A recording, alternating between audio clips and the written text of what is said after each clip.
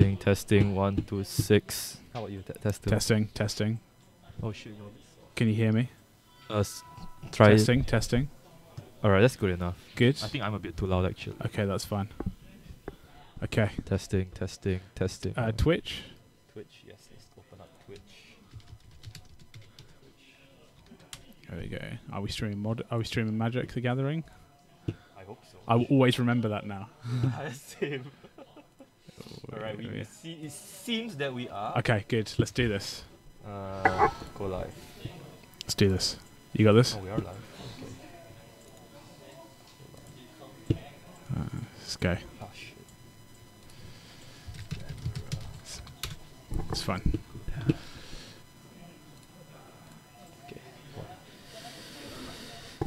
Hey guys, welcome to Modern here at Ogre Games. I'm Alfian Poon. I'm your host. Joining me is the suit, James Church. Alfian, how you doing? Not very good actually. Not very good. Yeah, I woke up. I don't know. Did I forget my medicine or am I just feeling a bit weird? I don't know, but I don't think it matters that much. One of those days. One of those days. I don't know. One of those days don't actually happen to me without a reason. So. I say okay. Yeah, I think I forgot my medicine. Okay. Although I remembered my. I don't know. Let's just go to the game. That. Yeah. Let's go to the game. AWOL, absent without leave. No, he's recovering from his jet lag week-long sojourn in Tokyo. Yes. He sent me some photos. Said he was yet to recover. Oh. Okay. So we're sending our best wishes to him, and I'm sure he'll be back and ready to go sooner rather than later. Most likely next week. Hopefully next week. Maybe next week. Maybe TBD. Yeah. So speaking of getting better, we see Nakao with 2 Noble Hierarchs. Yes. So we've got Takahiro Nakao, who was on stream round 3 last week. Yes. Last round. My man playing humans. He won a really close one, and we've got Young Senong, who's playing something. Is it Storm though? It's not. Griffith's Control. He's got mana leaks and Snapcasts I just saw. So he's playing something. Young Sen, haven't seen him in the shop much. Ooh. Takehiro's, he's regular. No, actually Youngsen's also quite regular. Youngsen's also quite regular. Recently he's not been. Recently, yeah. I think he's been busy with exams or something. But yeah. Life, life sometimes just gets you there. Sometimes things happen and you just need to stop playing for a while. But he's doing stuff with spells. I don't know about doing stuff, man. He allowed 3 humans to resolve on the field. Well, exactly. And I was going to say he's got a Talia as well, so Talia's going to get terminated. All right. Which is probably for the best for Youngsen, who wants to play spells. Exactly. At a non-text rate. And I think he's got a Cryptic Command in hand and then another Terminate, so he's going to be able to deal with a couple of threats. Yeah, the Cryptic Command won't be very good against things that Nakao's going to be vowing in, though, which is why I guess Terminate is there. Do you like bouncing the Oath of Var? Whoa! That's restarting the clock. That's not bad, actually, but you still have to deal with the Noble Hierarchs, which is like 2 damage a turn. Yeah. But that's nothing, though, for what humans can actually do. Relatively nothing. Yeah, I mean, last week on camera we saw Nekar be like, here's 5 creatures. like Champion of the Parish, Diabetes Tiles, left. Oh. Okay, so here we go. Oh, no, so it wasn't. So there's no Cryptic Command. So there's Jace. I thought it was a Cryptic Command. So Jace and Terminate. So you've got good old Jace the Mind Sculptor. Well, the best card in Modern. Really? No. Underwhelming. Not underwhelming. And I think it's overrated. And overrated is the word. We'll circle back round to this because I want to talk about Stoneforge Mystic. At some point. I want to talk about Stoneforge Mystic tonight. We have to talk about that. But I think we're going to go into the whole, Jace. And that's how little Takehiro thinks about Jace. He's just said, I'm going to take your Terminate. That's how good he thinks Jace is. I mean, Jace is not really a very good tempo player, though. What, I'm going to play a 4 mana on summon.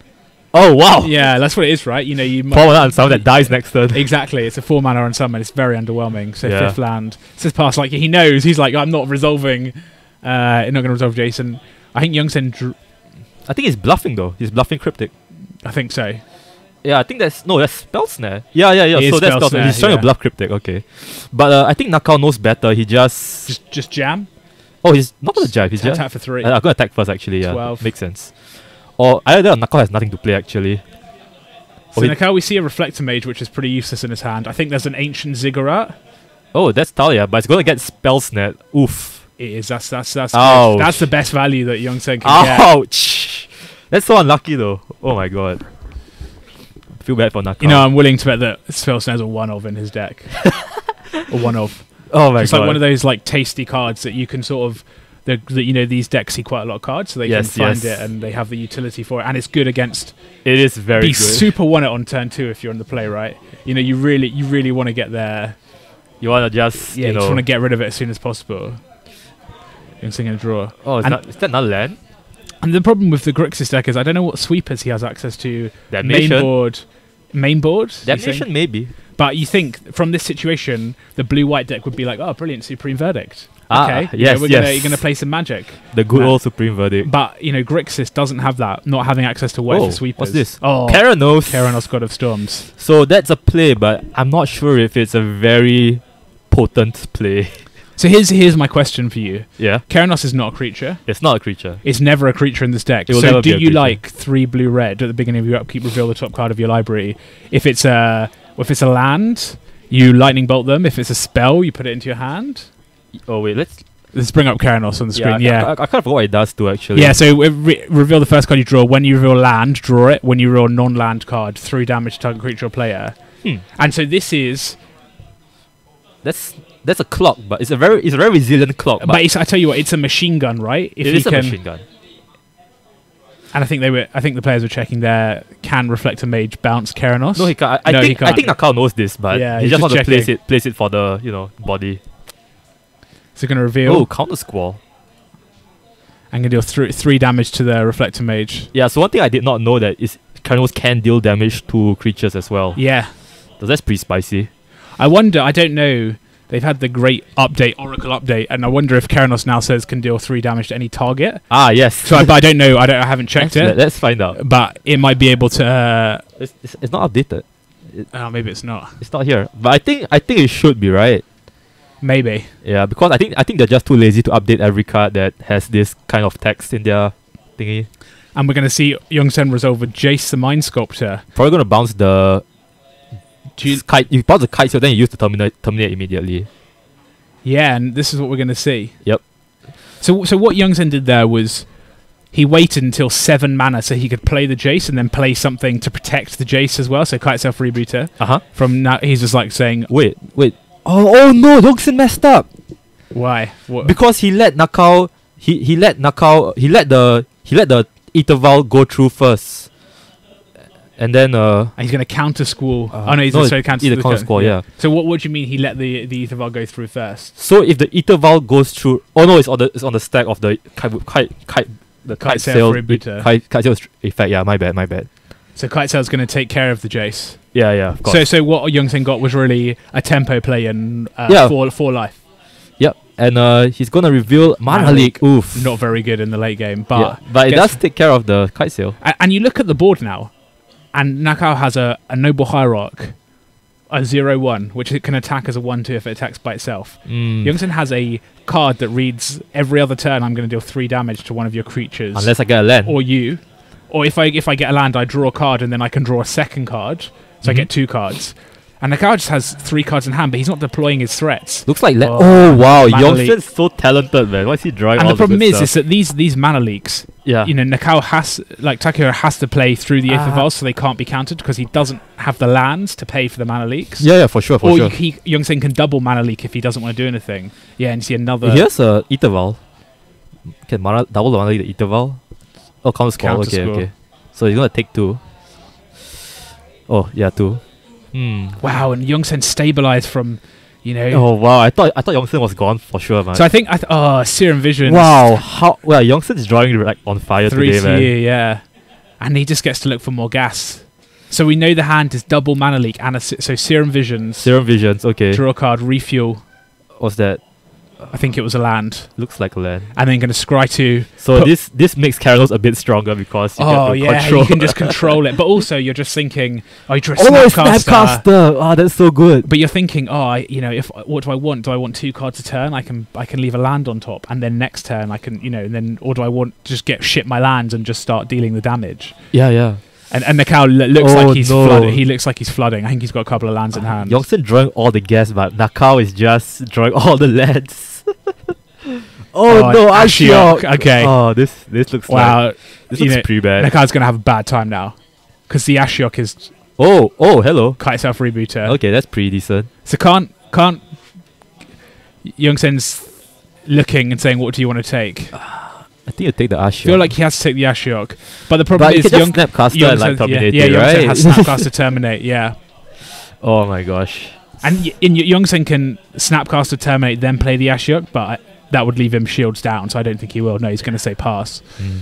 So if you're Youngsen, would you read by now that Nakao is just bluffing 3 lands? I think so. The thing is, the humans deck wants a critical mass of humans on the battlefield. Like, Nakao wanted the game to end 5 turns ago. Okay. And if he's not playing, he's got an Eighth of Island 2, an Eighth of Island 3, 4 lands. If he's not playing stuff, he doesn't have anything. He's got lands. Because his game plan needs humans on the battlefield so he can see champion the parish. Oh, that resolved. Okay.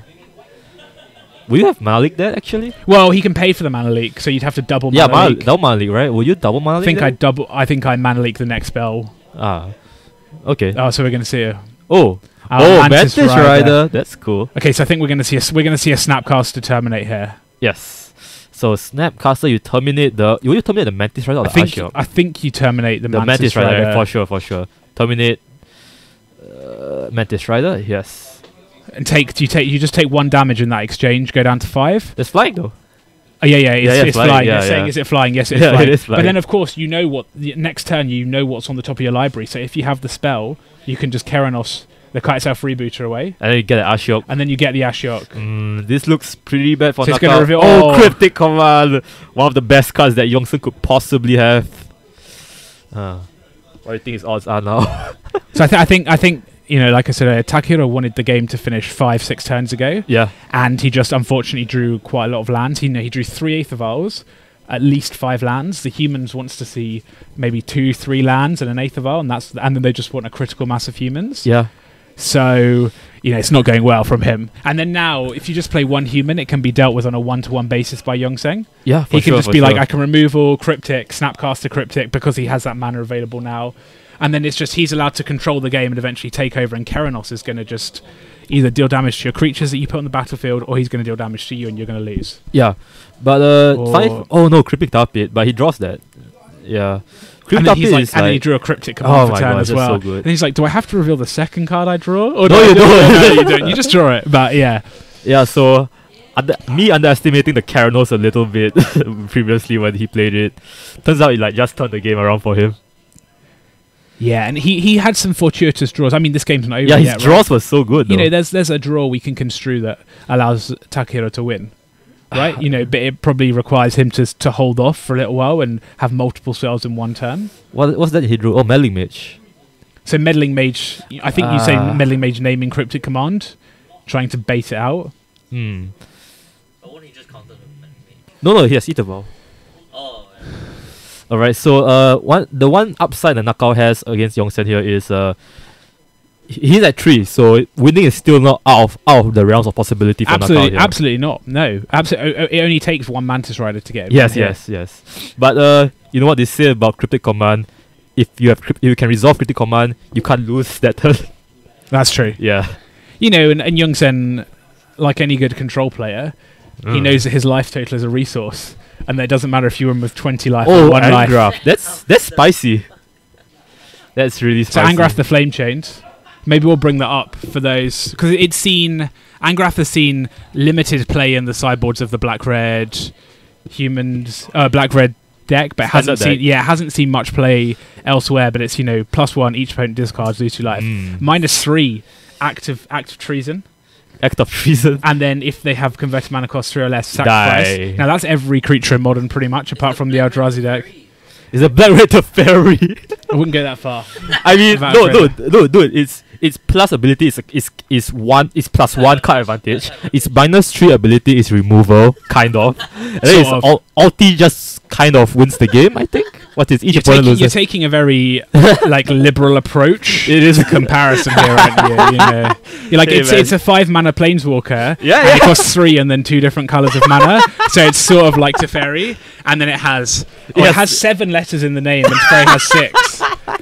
But it's close-ish. And they're both humanoid creatures. They're both magic cards. We're just very, very liberal interpretation of the black red Teferi.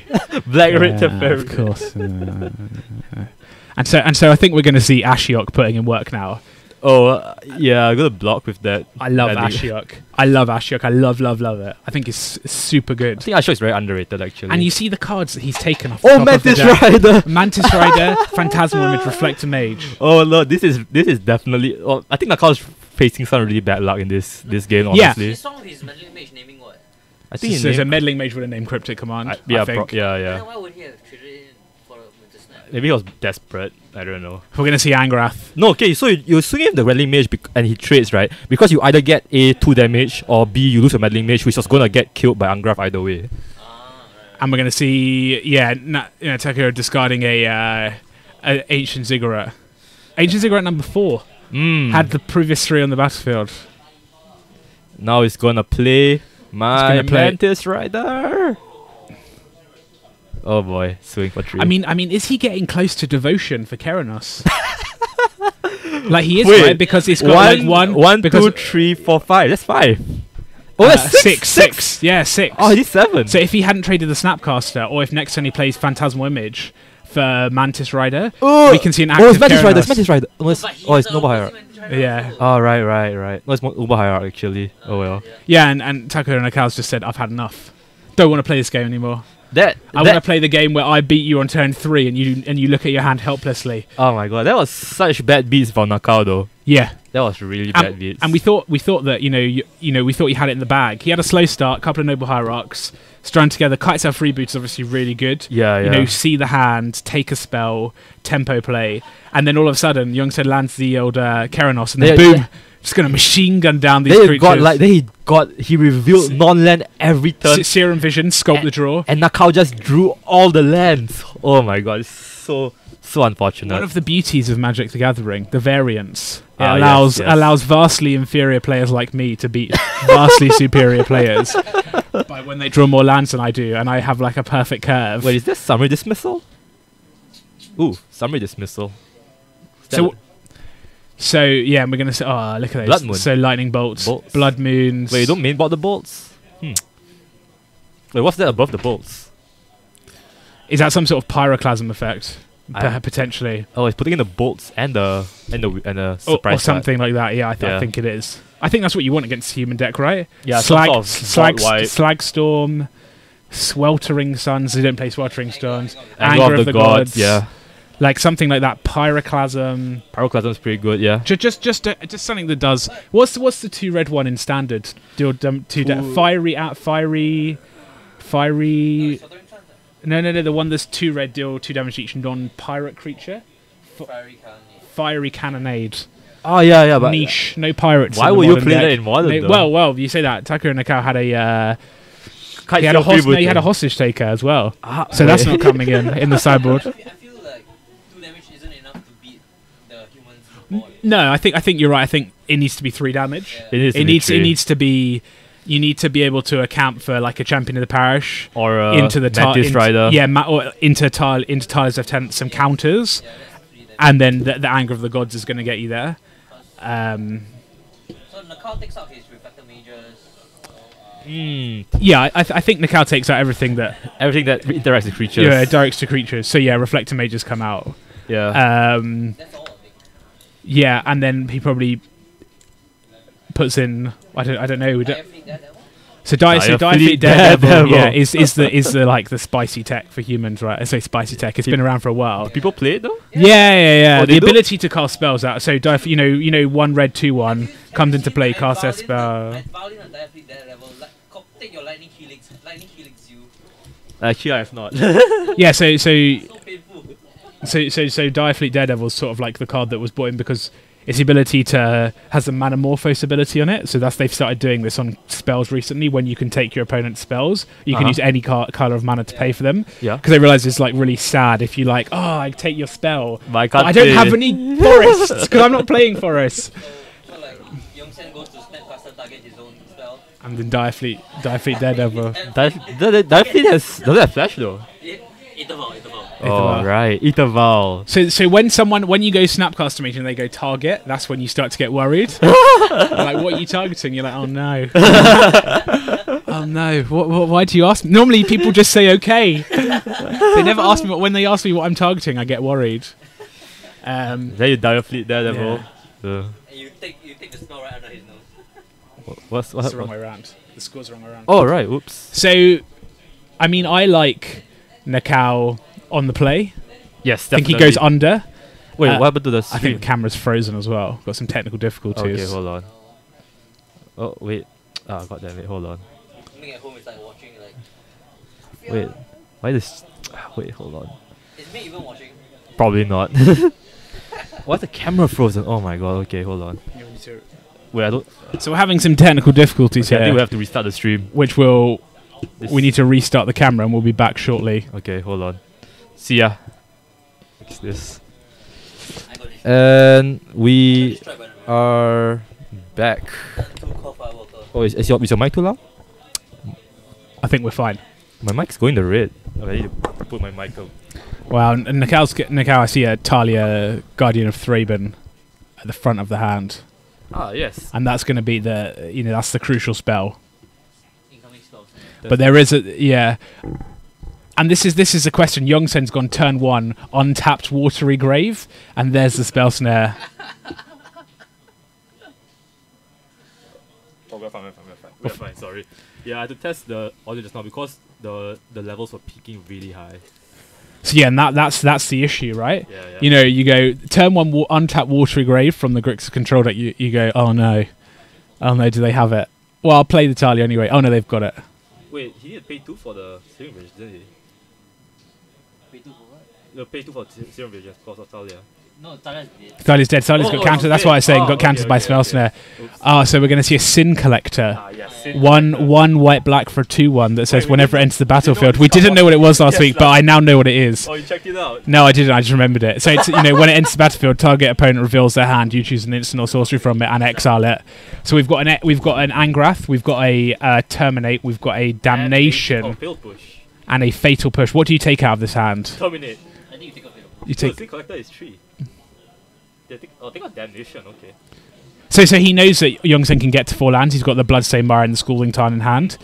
So he's wondering. So he's trying to grind him out, I think? I'm not very sure. Sin Collector. Another, good card against the control decks that the humans have access to. Oh yeah, for sure. Just gives you a 2/1 body. Best part, doesn't have the draw a card clause when it dies. No, it doesn't. You're quite right. Yeah. So you see that, that's on some of the black-white exile, the stuff like Tide Hollow Scholar. Yeah. It's like a temporary exile. It's like you can put it under me, Yeah, and then like when it dies, Thought Not Seer, Kite Sail Freebooter. Yeah. But Sin Collector's like, no, it's gone forever. It's never coming back. Yeah. I think it saw some play in the Aristocrats deck Ah, yeah. that was in Standard when this. So that was from Gate Crash. That was a very long time ago. Man. It wasn't. Hang a second, you're aging me here. It wasn't that long ago. I didn't even play the Time is game. relative. You didn't even play the game. Okay, that now ages me because I remember watching Pro Tour Gate Crash, which had Champion. Who cares? about black or red? Aristocrats, which had Fulcrum Wrath Aristocrat, Oh, and then two Doom Aureox Traveler. Yeah, champions. wow, double. So double Aureox champion though. That's why he took the damage. Yeah, So Nakao take out damage to clear way for the 2 Aureox chapters that he's gonna play. this is the sideboard card. This is the sideboard tech. We'll bring it up. It's 1 and a white for a 1/1, protection from red, protection from black, and whenever a creature comes into play under your control, you gain 1 life. So good. Wow, this is so good though. Oh, you mean you impressed that I did that off the top of my head? Is that what you're talking about? No, No, I mean, okay, this, no, I mean, this no, card no, is okay. good. Oh, it's just That's a 1/1. fine. It's just a 1/1. That's fine. It is just a 1. It is. I thought it was a 2/2. It is just a 1/1, but it is very good against. It is good against certain decks. It's good against the Grixis control deck that only has black and red ways to kill your creatures. Yes. And unsummon in the form of Jace. Oh yeah, of course, the old 4-mana unsummon. 4 unsummon, yes. Well, no, because he could play unsummon, bounce 1. It would go down He's to. gonna die to the other one. It would go down to 2. He could bounce the second one. It would go down to 1. So it could get rid of them. It's very slowly. It would Very, die. very It would die slowly. at a much more slow pace. It would be a leisurely death. Yeah, so Nakao here. Quite. I'm not sure to say if he's winning right now because 2 damage a turn seems pretty slow after all. It does, but But you have to consider Yongsen's hand. It's all just dead removal. Graph is like. He could play the Jace to like cushion some of the damage though and draw some cards. I think he definitely plays the Jace here. You should play the Jace. No, okay. If he plays the Jace here, he can't brainstorm into fetch, so he's gonna wait until next. He wanted, he wanted to. He was like, I want to do Yeah, this. I I want to play the He brainstorm. could just blast on Nakao. He could just blast on Nakao. So Horizon Canopy draw for Nakao. Nakao looking for gas now. So he's drawn a Phantasmal Image for turn. And he has 2 Ziggurats again. 3 Ziggurats, sorry. He's gonna draw the 4th one. He's got quite the collection of multicolored lands, hasn't he? Ancient Ziggurats, Unclaimed Territories. That is the human's deck after all. You had all the multicolored lands. Who knew that if you made multiple lands that could tap for all 5 colors of mana and only required a creature type, that they would be good and there would be a deck? Oh man. I did not see that coming. Did not think that could be a Maybe someone thing. would make a deck that isn't humans but that revolves around the same mana. Merfolk. No. So many humans, right? Dude, humans are very popular. If you make a law, right, and it's not all humans. Yeah, there's so many Because humans. this a game made by humans? Come on, it's not made by elves. It's made by humans. Fucking racists. Where's the equality for races? So I think we're going to see a Jason Mind We're Sculptor. going to see a Jason Mind Sculptor. What do you do here? Do you bounce one of them? That's a good question. Pretty sure you- I think And I'm asking you, what do you do here? Do you bounce one of them? I think you go for the Desperation Brainstorm. That's Desperation Break. So he doesn't have a fetch land to shuffle anything away. He's Oh, going he to is going Desperation for Brainstorm. Desperation Brainstorm. Brainstorm. Oh, Collective Brutality. Keranos. And a Keranos. Keranos cannot target those creatures. Yeah. Neither can Collective Brutality. I'm pretty sure the damnation is a one-off in his sideboard also. Well, I think so. Actually, I think Yeah. he should have not fetched that turn though. What do you think? Well, you think he should have saved the fetch to put 2 deck Yeah, cards yeah, back, yeah. put the Collective Brutality back, put yeah, the of course, of course. Because that was the whole point of not playing Jason 4, right? yeah. Oh my god. Bit of a misstep. Oops. Did a oops. I think Youngson was like, hang on a second, Oriok Champion has protection from what colours? Oh, the colours in my deck, okay. This is not good. Except for blue. This is not good. Oh, Rather Canopy. That's So a redraw. Nakao just cycling through his deck now. He just wants that. He wants a card to play. Oh, Phantasmal Image might be good though. So But the thing is, Talia's Lieutenant. Oh, that's alright. And then Phantasmal Image to copy the Talia's Lieutenant. Oh no, Oh, the oof. the Oriok champions. Oh no, the orange champions are buffed. Big oof. And then second, so he can't play the second Talia's Lieutenant, the Phantasmal Image this turn. And Jace is dead. Wait, he, Would you have attacked Jace there? Or Yeah, would you yeah. have I just would- attacked? I would definitely attack Jace. You want to get Jace off the I board? wanna get Jace off the board. If you leave Jace unchecked, he's gonna eventually kill you indirectly. Especially you don't know if he also kept the fetch line in his hand. Which he does have a fetch hand in his hand. Oh, and there's Oh, some, now he has it. and there's If you didn't kill it, he would have drawn 3 more cards. and there's another. But Youngson's drawn like substantially a dead card. You draw a Terminate, but that can only take care of the Talia's Lieutenant. Yeah. And I think you feel quite bad trading your Terminate for a 1/1, It looks like we're going which has put 2+1/+1 counters on Oriok Champions. I think we just play the Angra. Okay, so he's gonna take the Lieutenant, I think, or he's just gonna pick it up. He's gonna tick it up and then cushion the damage with Angraf, most likely. So he is going to tick it up and he's got the Phantasmal Image. Okay, that's actually quite interesting. What card could be better than a Phantasmal Image? I wonder. Is that another Phantasmal? Oh, he has another Phantasmal Image in his hand. Okay, that's why. So Cavern of Souls was the draw for Nakao. And Nakao in this game again has seen quite a lot of lands. So we've already seen him, get rid of 2 Horizon canopies, and this is land number 7 for him. Yeah, but the Oriok champion mitigating the fact that he's been drawing a lot of lands because it just Oh, absolutely, can't do anything. absolutely. An attack for 9 here it will be. Oh my gosh. Nakao here, Nakao's brains in sideboarding, negating his horrible luck. So he's saying, I'm going to attack you, and I'm going to get rid of your Angrath. Or is he gonna, yeah, he's gonna attack you and attack the Angra because it's a 2-turn clock either way. And now Yongsen needs a damnation off the top. So will we see a damnation? Well, that's not damnation. He might get a Sweltering Suns or some other form of 3 Oriok champions. some form of board wipe. So it gets the swamp.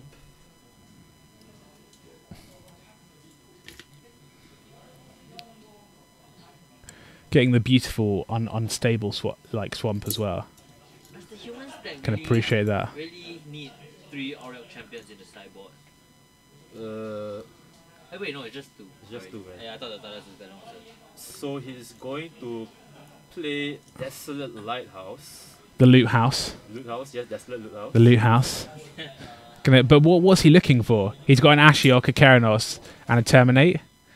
And none of those cards do anything.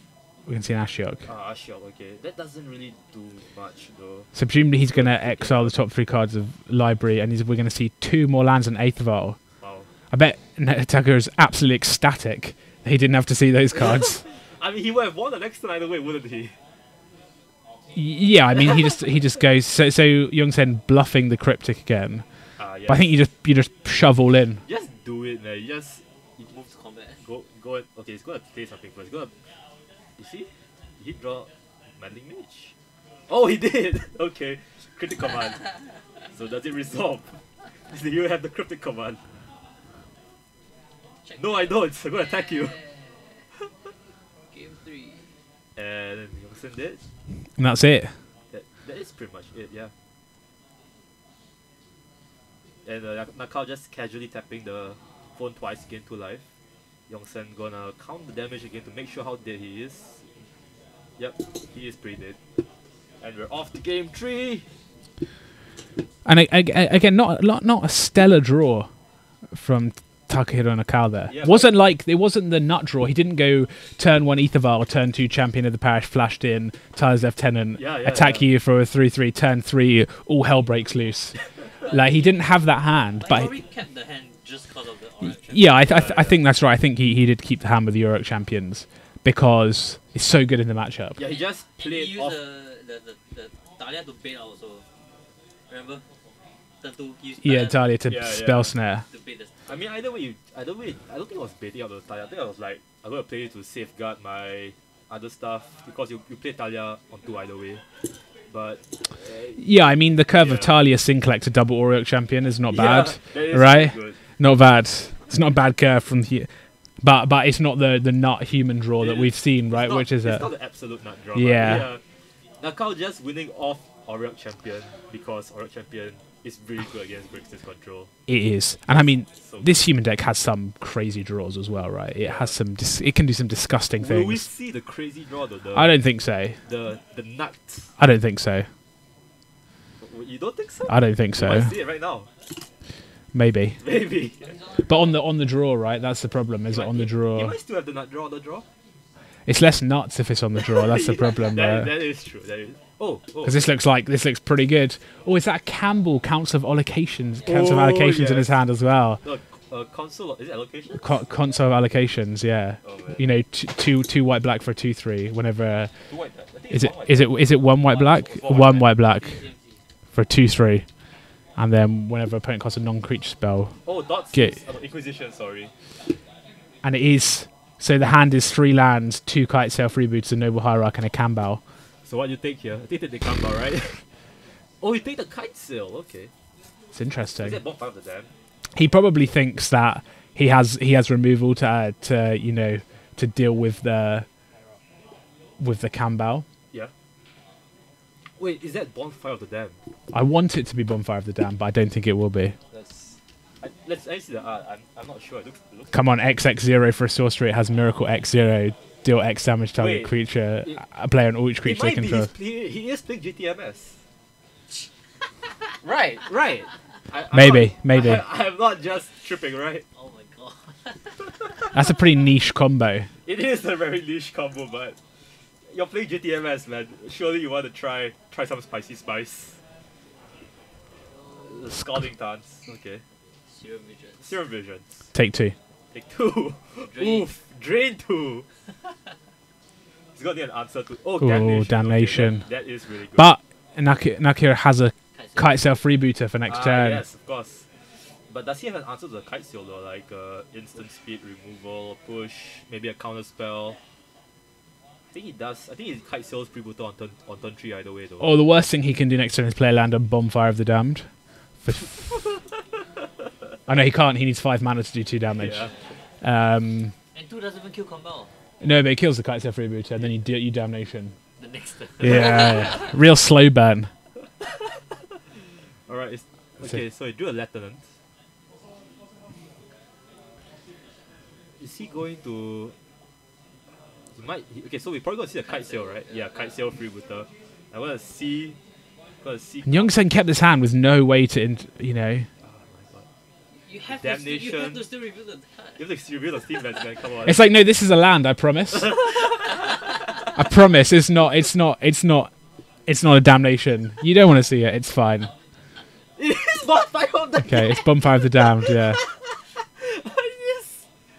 And Youngsen's going, I don't know, I was thinking either putting it in the deck. You can see him like being shy, like, oh yeah. Oh, my friend bet me I wouldn't do it. Yeah, and Damnation goes under Kite Self Rebooter.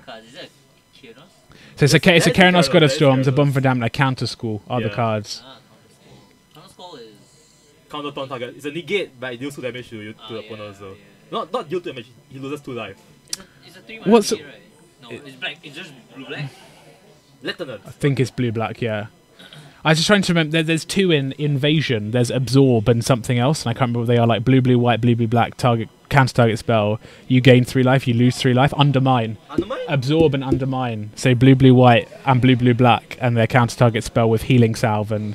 like so. Oh no, that's not. No, it's not Bonfire. That's Anger of the Gods, So excited, which he bro. can't cast at the moment because he doesn't have double red. Double, But he has a Schooling Ton. He has a Steam Vents in hand. So he's like, I'm going to play this, and then all of your creatures. Well, they're not. They're not. Campbell's not going to go away. Yeah, Campbell is too strong. Campbell is a 3/4 now.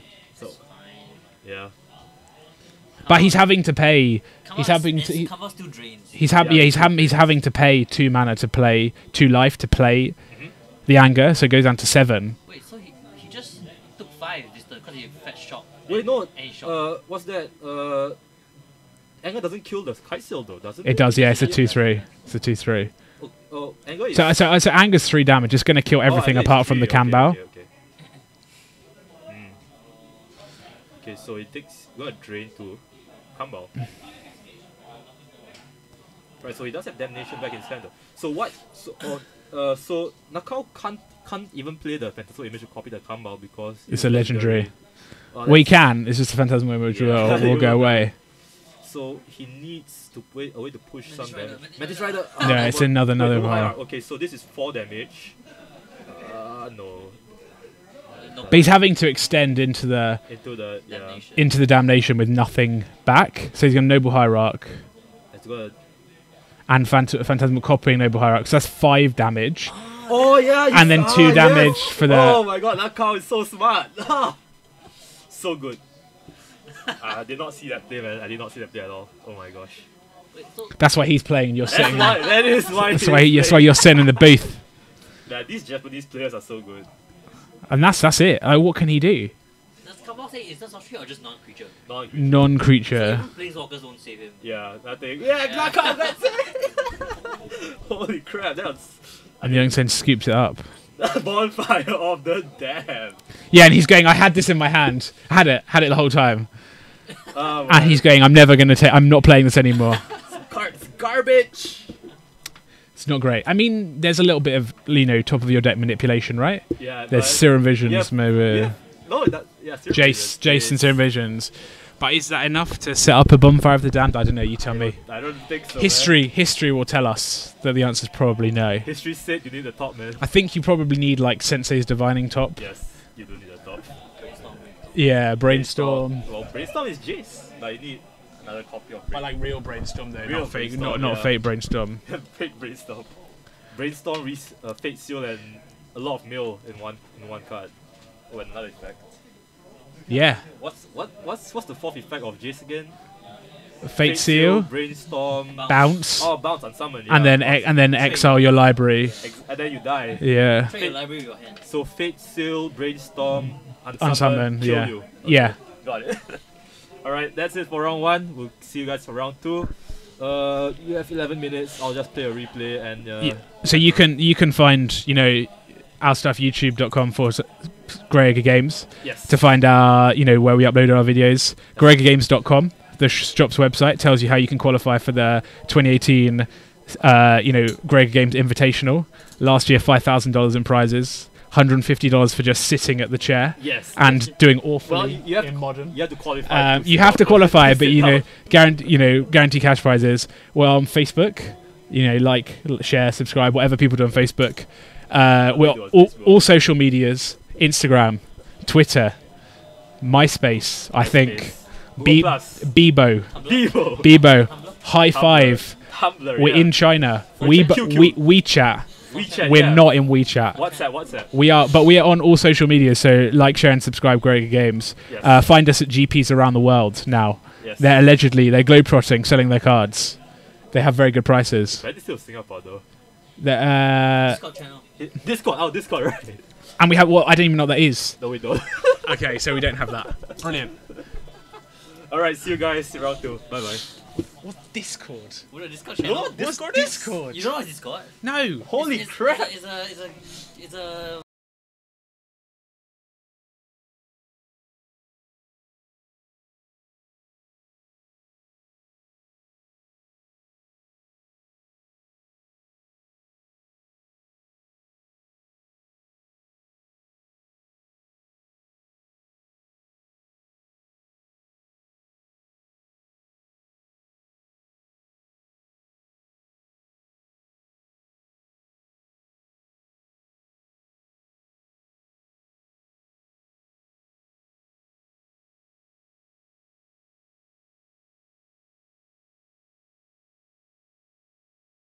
Hello everyone and welcome back to round 3 of our weekly modern tournament here called More Than Modern. My name is Mick, I'm one of your hosts alongside the suit, Mr. James Church Molly.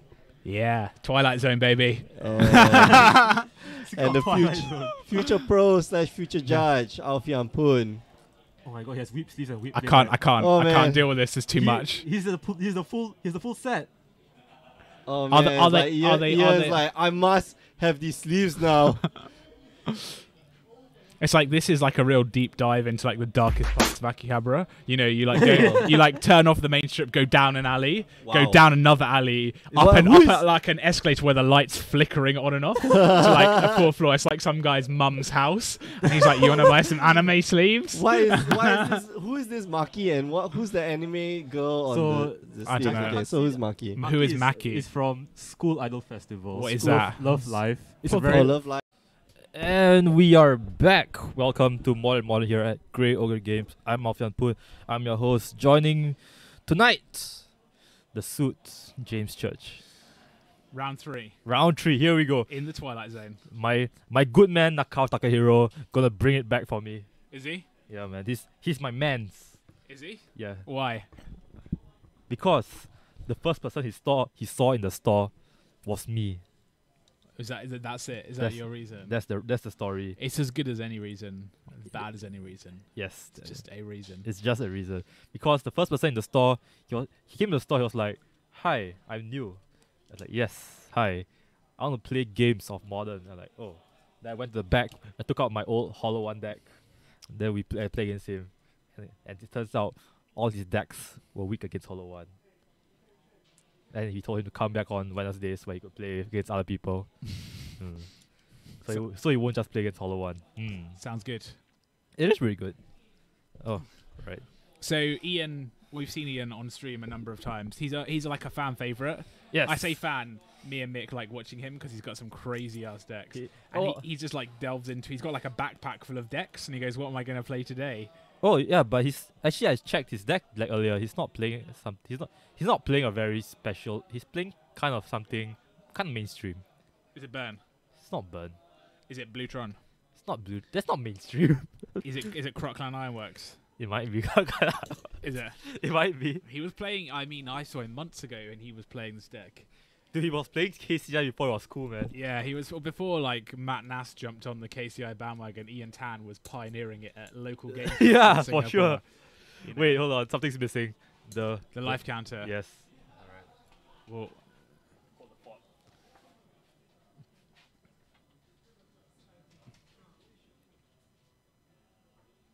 and Ian Tan going for a cheeky little pile shuffle.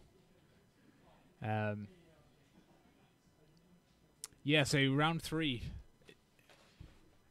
when Mick and I are together, is normally known as the Twilight Zone, where he gets a bit crazy. You know, anything goes. We had an interesting lecture on German history last month. We'll see where we get to on this one. Players look like they're just deciding who's going to play first. Going to go for a high roll. Yep. And a 10 for Takahiro. Ian unlikely to beat a 10. No, 7. Perfectly average. So Alfian, what is Takahiro playing?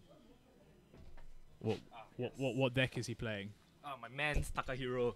He is playing humans. He's playing humans. Humans. So humans versus Crockland Ironworks. Yes. And Ian's like, no, I don't like this hand. I think Nakao likes his hand though. It looks alright. I can see an unclaimed territory, champion of the parish. Horizon cannot be. Yeah, Horizon can be meddling mage. Charlie is lieutenant. Meddling mage. I think that's a meddling mage. I mean, so the question here is, will Nakao catch on that Ian is playing KCI on time? That he plays meddling mage and then KCI, oops, I win.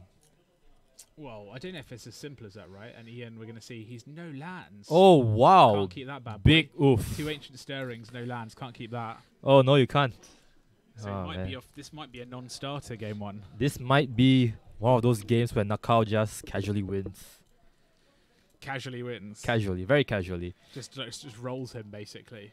You know, we made this joke in a GPA Singapore, Okay. where we saw the results. They're all Japanese people, and we were like, oh no, Suk Ching again. It was like, They are, and Ian's kept a hand. Double Grove, the Burn Willows, Chromatic Star, Chromatic Sphere. unclaimed territory into no hierarchs. Pretty solid start. Yeah, I mean you've got to keep it any 5 pretty much. Yeah. If it's playable, you've got to keep it. I mean, he does have lands, right? So that's Got 3 alright. lands, yeah. So is he going to play Duckstill, Citadel, or is he going to play Grove or the Burn Willows? Yeah. Plays a Grove into his Chromatic Star. Yeah. Doesn't he has like Chromatic Star and Chromatic Spear, Yeah. and he has a bunch of lands, so not much action going on for Ian. But Nakao does draw into Cavern of Souls. We're gonna see him play. What will he play? So he's having a think. So I think his choices are: do I play Tyler's Lieutenant and then get sort of like a little bit of value? Yeah. And get him for 1 damage. Or do I just play the Meddling Mage if I know what he's playing? Well, it looks like if you're Nakao, what it looks here, what would you guess? It's like Maybe Red Green Tron, right? Red Green Tron. Yeah. So you can champion. Okay, Parish. Champion Parish is good, and it's Tap gonna to play. Oh Meddling wow, Mage. he knows. Okay. Or does he know? All right. So we don't know what he's mentioning, but we see Nakao. How good is Takahiro at modern? I don't know. He 3-0s a lot. He 3-0s a lot. Oh, he names Chromatic Star. Oh, I like that. He's probably thinking Ian's already stuck on mana, yes. but he's not. He's got loads of mana. Oh man, this seems okay. Oh, is that Engineer Explosives? Oh, it is. No, is it? It is. Is it my main board engineered explosives? Or is it the Pirate Spellbomb? Yeah, I was about to say I think it's Pirate Spellbomb. Yeah, might be. Second Grove of the Burn Willows. Here. Okay. So is he gonna play? Okay, no, he's not. So he's gonna crack the Chromatic Star, draw into Mindstone. Mindstone's alright. Can't play at this turn. Wow, it is Engineer Explosives. Wow. Oh, interesting. Okay, so Darksteel Citadel, Yeah. Mindstone. That's good. Mindstone into Chromatic Spear, pass the turn. So yeah, if you're Nakao here, I think you. Okay, to be fair, if I was Nakao, I wouldn't know what he was playing either, right? I assume some random jank deck with some ramp. Yeah, I think so. Yeah, of course, you're not not especially not in this environment where people are playing aggressive linear decks like Affinity, Burn. You wouldn't expect anyone to play KCI, right? That Darksteel Citadel will like throw you for a loop. Yeah. You're like, oh, what deck could this be, man? Because there was a red green. So red green Eldrazi was a deck. Yeah, Regular Eldrazi too. Yeah, And, of course. That had literally a week in the sun. You know, literally a week. Yeah, a week. Literally a week. No other time. But I mean, it's a good deck, kind of. Phantasmal Image. Mm-hmm. Copying Meddling Mage. Oh, Tyler's that's Lieutenant. Oh, that's not Okay, squad. Oh, Parish, oh. 2/1/1 tokens. Meddling Oof. Mages, all of the tokens. Mimi Big Boy. And then Slam. that's an attack for That's a 7. lot of damage. 7. Down to 13. Down 13. Oh, oof. Tiles Lieutenant, if it's like the last card in your hand and you play it, whoa. That's the best. So much That's value. so good. So much value. But we Yeah. don't. You know what? Sack a You know what Nakao's last card is in his hand? No. Yeah, I didn't see it. So it's up 20. Oh, there we go. Engineer explosives. Oh man, the one off in his. I think it's one off, but yeah. I mean, that's going to take care of a lot. It is going to take care of a lot, yes. And except for the Champion of Parish. Champion of Parish is And the Noble one. High Rock. Noble High Rock is at 1 though, right? Yeah. So Champion Parish and Noble High Rock is going to live. But I mean, You're taking out a lot of people. So yeah, I mean, that's, but you that's make him alright. play it, right? You would. Oh Mantis wow, Riders to draw. that's so good. It dodges the Yep. engineer explosive too. Okay, so if you're Nakao, would you? Yeah, you're gonna just Down to 19. down 19. Play Mantis Mantis Rider. right man. Another token. Another Oh, counter. Another counter. Make Ian. Yeah, Ian's like, no, I've seen enough. Okay. Get rid of all of those. Yeah, so Ian on KCI, but we've not seen the KCI I part still of want his to attack deck. for 8. 10. Still on attack for 9. Sorry. Yeah. Yeah, yeah. 3, 8, 9. Down to 4, and then he's got to get rid of the Champion of the Parish, and really the Noble Hierarch as well, because the Noble Hierarch gives the Mantis Rider the Exalted trigger. Yeah. So he needs to kill 2 creatures this turn. Oh, is that another engineer explosive? Oh, that's Pirate Spellbomb. The Pirate Spellbomb That's is actually useless. That's Pirate Spellbomb. So I don't think he has an out here. No, I don't think he does either. Yeah. So he drew an Ether Hub for turn. Okay, so he's gonna tap. No, it's not. Okay. Pirate Yeah. Spellbomb. Okay. Is that what's that? Okay, he's gonna crack the milestone to draw. Draw a card. He needs a KCI. No, Nope, Chromatic doesn't have Sphere. KCI. KCI would be pretty good. Actually, it wouldn't really help much because But then he doesn't have the he doesn't have the Scrap crap trawler to draw, Yeah. right? Yeah. So it would be like a just add mana. Pay 1. Chromatic Spear. Yep. Are we going cycling again? I think we might be. Yeah, so cycle. Yeah. Uh, So sacrifice that. Oh, that's Icar Wellspring. Yeah, I mean that's nothing. That's not. right? That's not that's enough. not good enough. Ether Hub. Ether Hub. Okay. 1 energy. Okay. Any more outs? No.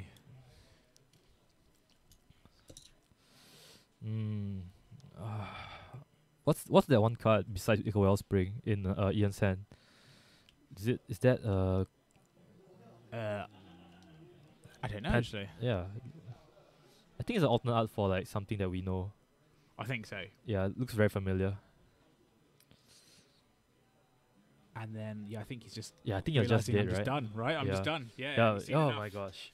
Wow.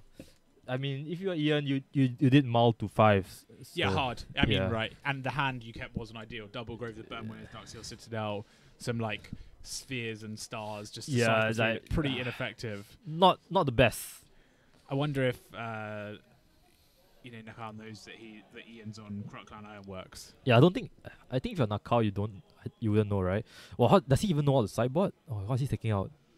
Take out things, put Or in Reflector artifacts. Mage. Put in artifact hate, right? That's it. That's what comes in. Yeah, definitely some artifact hit. But does Nakao know? Nakao knows that Ian is playing some form of artifact deck, but doesn't know what kind of artifact deck. So, he might take. No, he's not going to take out the Ether Vials. He's taking out the Reflector Mages, which is pretty good call.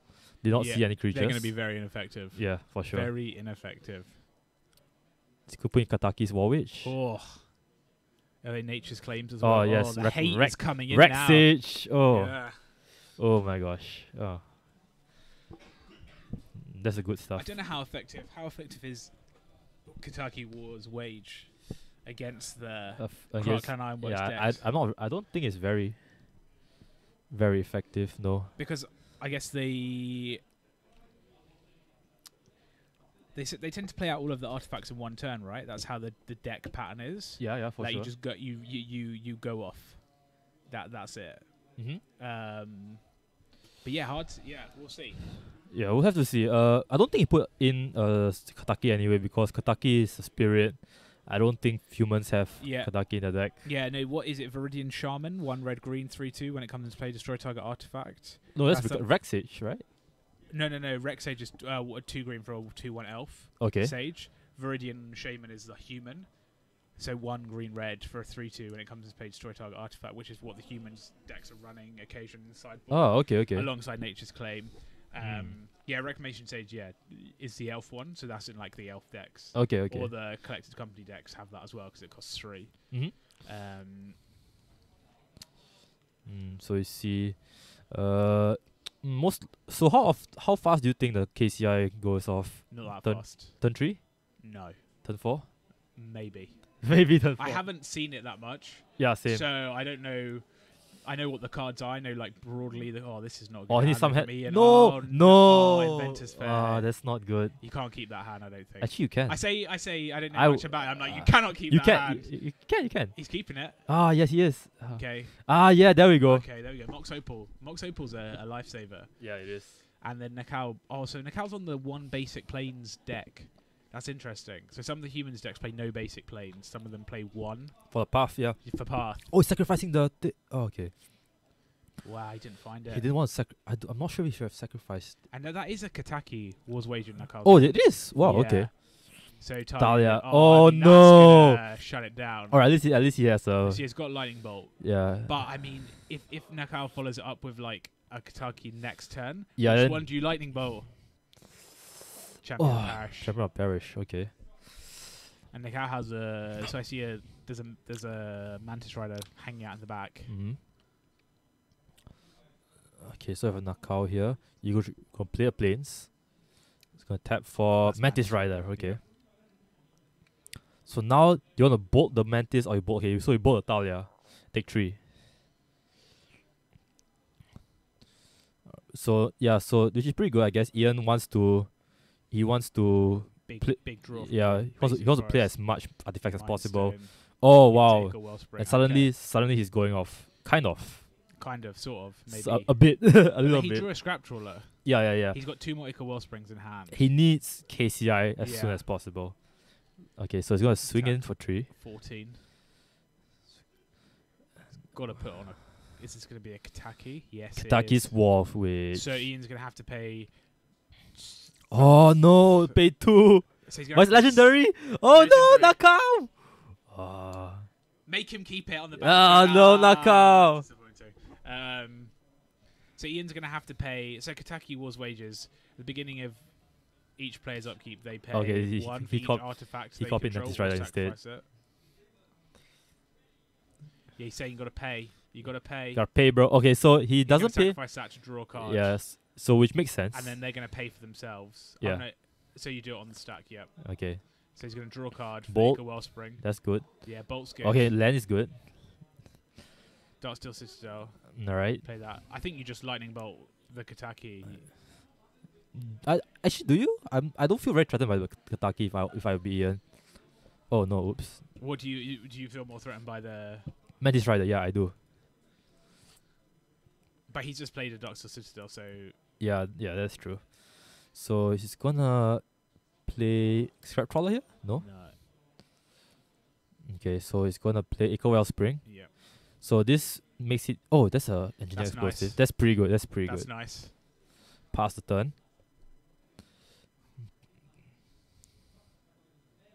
Knockout draws into Tire Lieutenant.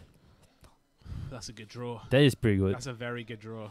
But if he plays it, then Ian will just play Engineer Explosives on 2.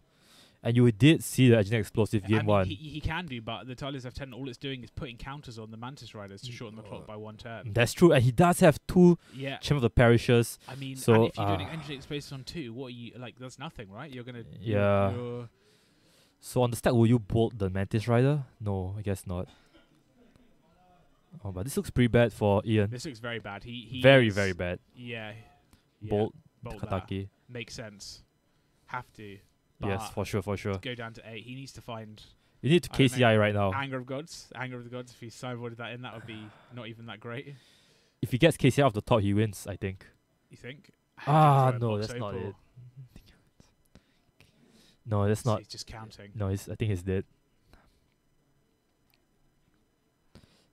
Yeah, I think okay. So he can play the engineer explosives for 1.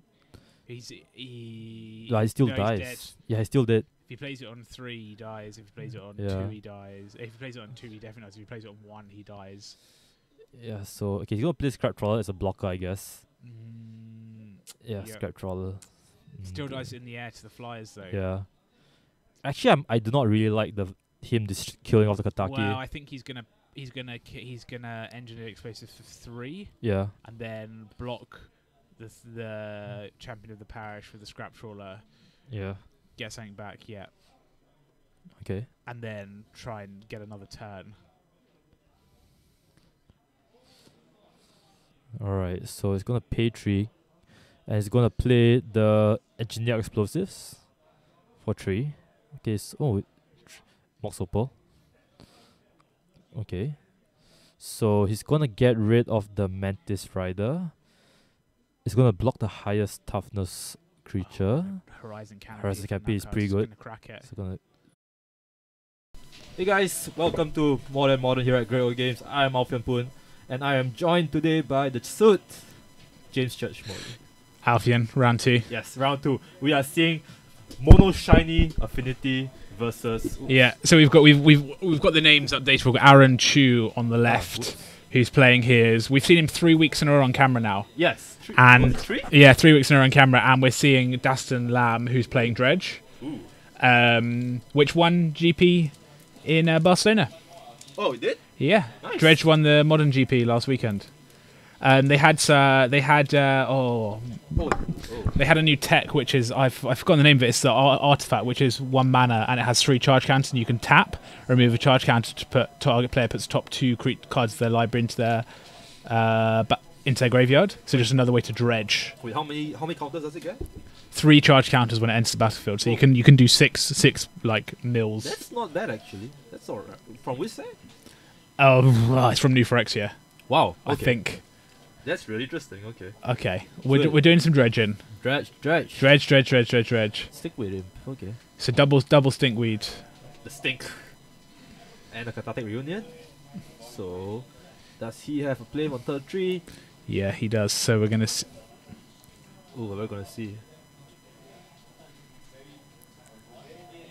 Wait, what's that? Do you know what it is? That's not Chuhao. Chuhao, do you know what this card is? No, I don't know what that is actually. Okay. That is That's a new card. Maybe it's in the list. Hold on. GG. So we're gonna see an attack. Okay, so Mem Knight and the big guy, 7. The black one. Oh, it's got it's Garth. Golgari Tap, Okay. Okay. It's the dual deck one. Oh, the Oh, dual the deck. dual deck, Okay. okay. Okay. That's cool. Oh, wow. Oh, that was the dredge 4. Okay, yeah. So Garth. Okay. Alright. But it means Aaron has just dumped his hand on the table, right? Yeah. It is all on the table, and Daston doesn't have a board wipe though. That it seems. no. Dredge doesn't. I mean, Dredge Dredge wants to be doing this, right? Dredge Yeah, wants you to be the deck that's like, There's like going wide. you know, and smacking you in the face. Narcomoebas and prized amalgams. Yeah, for sure. Oh. Bloodghasts. It wants all of those cards. What it actually has is Insolent Neonates Yeah. and Sadness at the moment. There's not much going on. And I go Golgari Tag. Gogari Thug, it's just a 1/1, I think. Yeah. Good. So we're going to dredge 5. So double Faithless Looting. Triple Faithless Looting. Triple. Tormenting Voice and Narcomoeba. That's not very good. I mean, I don't know what he's expecting to do here. Unless he flashes back Faithless. Oh, so he's going to cast a Stinkweed Out, Stink. which has Death Touch before Death Touch existed. Oh. Whenever it deals combat damage to a creature, destroy that creature at the end of combat. I think is Stinkweed Imp. Let's find that out. Yeah, whenever Stinkweed deals combat damage to a creature, destroy that creature. Wow. Okay. So it's like how, Armadillo Cloak. Do you know what that is? Yeah, 1 yeah, white, yeah, green, yeah. 2/2. Whenever this deals damage, you gain that much life. Oh, So the that's like precursor, but with that, you can if a creature has lifelink and you put Armadillo Cloak on it, you get 2 instances. Yeah, double life. And if you put Armadillo Cloak on your opponent's creature and it deals damage to you, gain that much life. So whenever that creature deals damage, it just does nothing to you. Okay, so that's interesting. So like a weird quirk with the rules. I'm going to see the chump block, and the Stinkweed Imp is just going to take out of the Master of Ethereum. Alright, that's actually quite good actually. So Destin might have stabilized here, unless I mean, he's saying they get +1/+1 because the Master of Ethereum. No, yeah, but he gets damage though. So Yeah, it does. Yeah, you're right. oh, so that's pretty good. I think Destin might have stabilized. Well, I don't know. Two cranial platings. Double okay. plating, but one creature is going to be enough. Yes, for sure. Especially at 3. So all he needs here is like Ink Morph, Blink Morph, and here's a Dredge. Dredging, Narcomoeba, not bad. Oh, Conflagrate and Dark Blast. Conflagrate, Dark Blast, yeah. Well, he has hit 3 Narcomoebas on 3 Dredges. Yeah, wow. That is impressive. That is very impressive. No price amalgams though, so that's pretty sad. No Bloodcast either. Yeah, no Bloodgust, holy crap. And Stinkweed Imp again. Stinkweed. Yeah, so Stinkweed proving to be quite the potent blocker here. Who knew that the old 1/2 Death Touch with flying Yeah. Who knew? was, What's this? Oh, Akbar Ravager. Artban Ravager. It's just saying I've had enough. Oh, and passing the turn back. I don't think the Arcbar will be enough though. No, and Dastin could just get back Dark Blast, Yeah. right? And just -1/-1 the Artban Ravager. Then force him to sacrifice like the Springleaf Drum. Or something, yeah.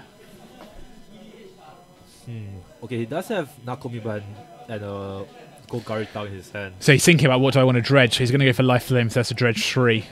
Another Narcomoeba! Wow. 4 dredges, 4 Narcomoebas. So good, so very talented. Oh my gosh. He is good at this game. He is very good. Well, he's not that good though. He doesn't have the other cards. No, he's not that good. Yeah, it's not that good. It's not that lucky. But Narcomoeba's do a good job of blocking Arcban Ravagers. Yeah, it does. Yeah. Well, yeah, it does. So it's gonna tap 2. It's mostly gonna play Life from Loam, so just get back some lands. So I'll play some lands, Thin your deck with a fetch lands. That's pretty good. So I'm wondering if he's just thinking about a Conflagrate now. Oh yeah, for sure. A mini. So Dredge sometimes will do a mini Conflagrate to get rid of whatever's on the board, and then the bigger Conflagrate comes later. Yeah, he's counting the artifacts that Aaron can sacrifice to the Artban Ravager and going, I don't have enough yet, but I will. Soon. Yeah, soon. Next turn. Once the Life from the Loam engine's going. So I'm gonna attack with the Narcomoeba. What here for what? 19. Alright, the thing Aaron has going for him is that he still can top deck a Galvanic Blast and just burn He can. Destin's lift Yeah, off. but Dastin's dead to that, so he can't play around that. Yeah. Right? You can't. So we're going to see another Golgari Thug. Ghost Quarter. Play Ghost Quarter. Was that Galvanic Blast? If it was a Galvanic Blast, I would have slammed it on the table. Yeah, you just flipped it open, right? So it looks like It's going to attack. Okay. Oh, he's gonna tap it for mana. Okay. Oh, wow, it's tapping Tapping everything. 4. Oh, Khan! Oh, Main deck Khan. Okay. Wow, that is something else. And he's gonna say, which card do you want to give me? Do you want to give me an Inkmoth Nexus No, give me the Darksteel. or a Darksteel? Yep. Citadel. Wait, oh my god, are you serious? The stream froze again. Alright, hold on. Someone knocking it? No. No one's at the tables. It's not doing well today. Yeah, it's not. Hold on. Okay. So some technical difficulties again. Okay, let me just... Is there a way to restart the camera?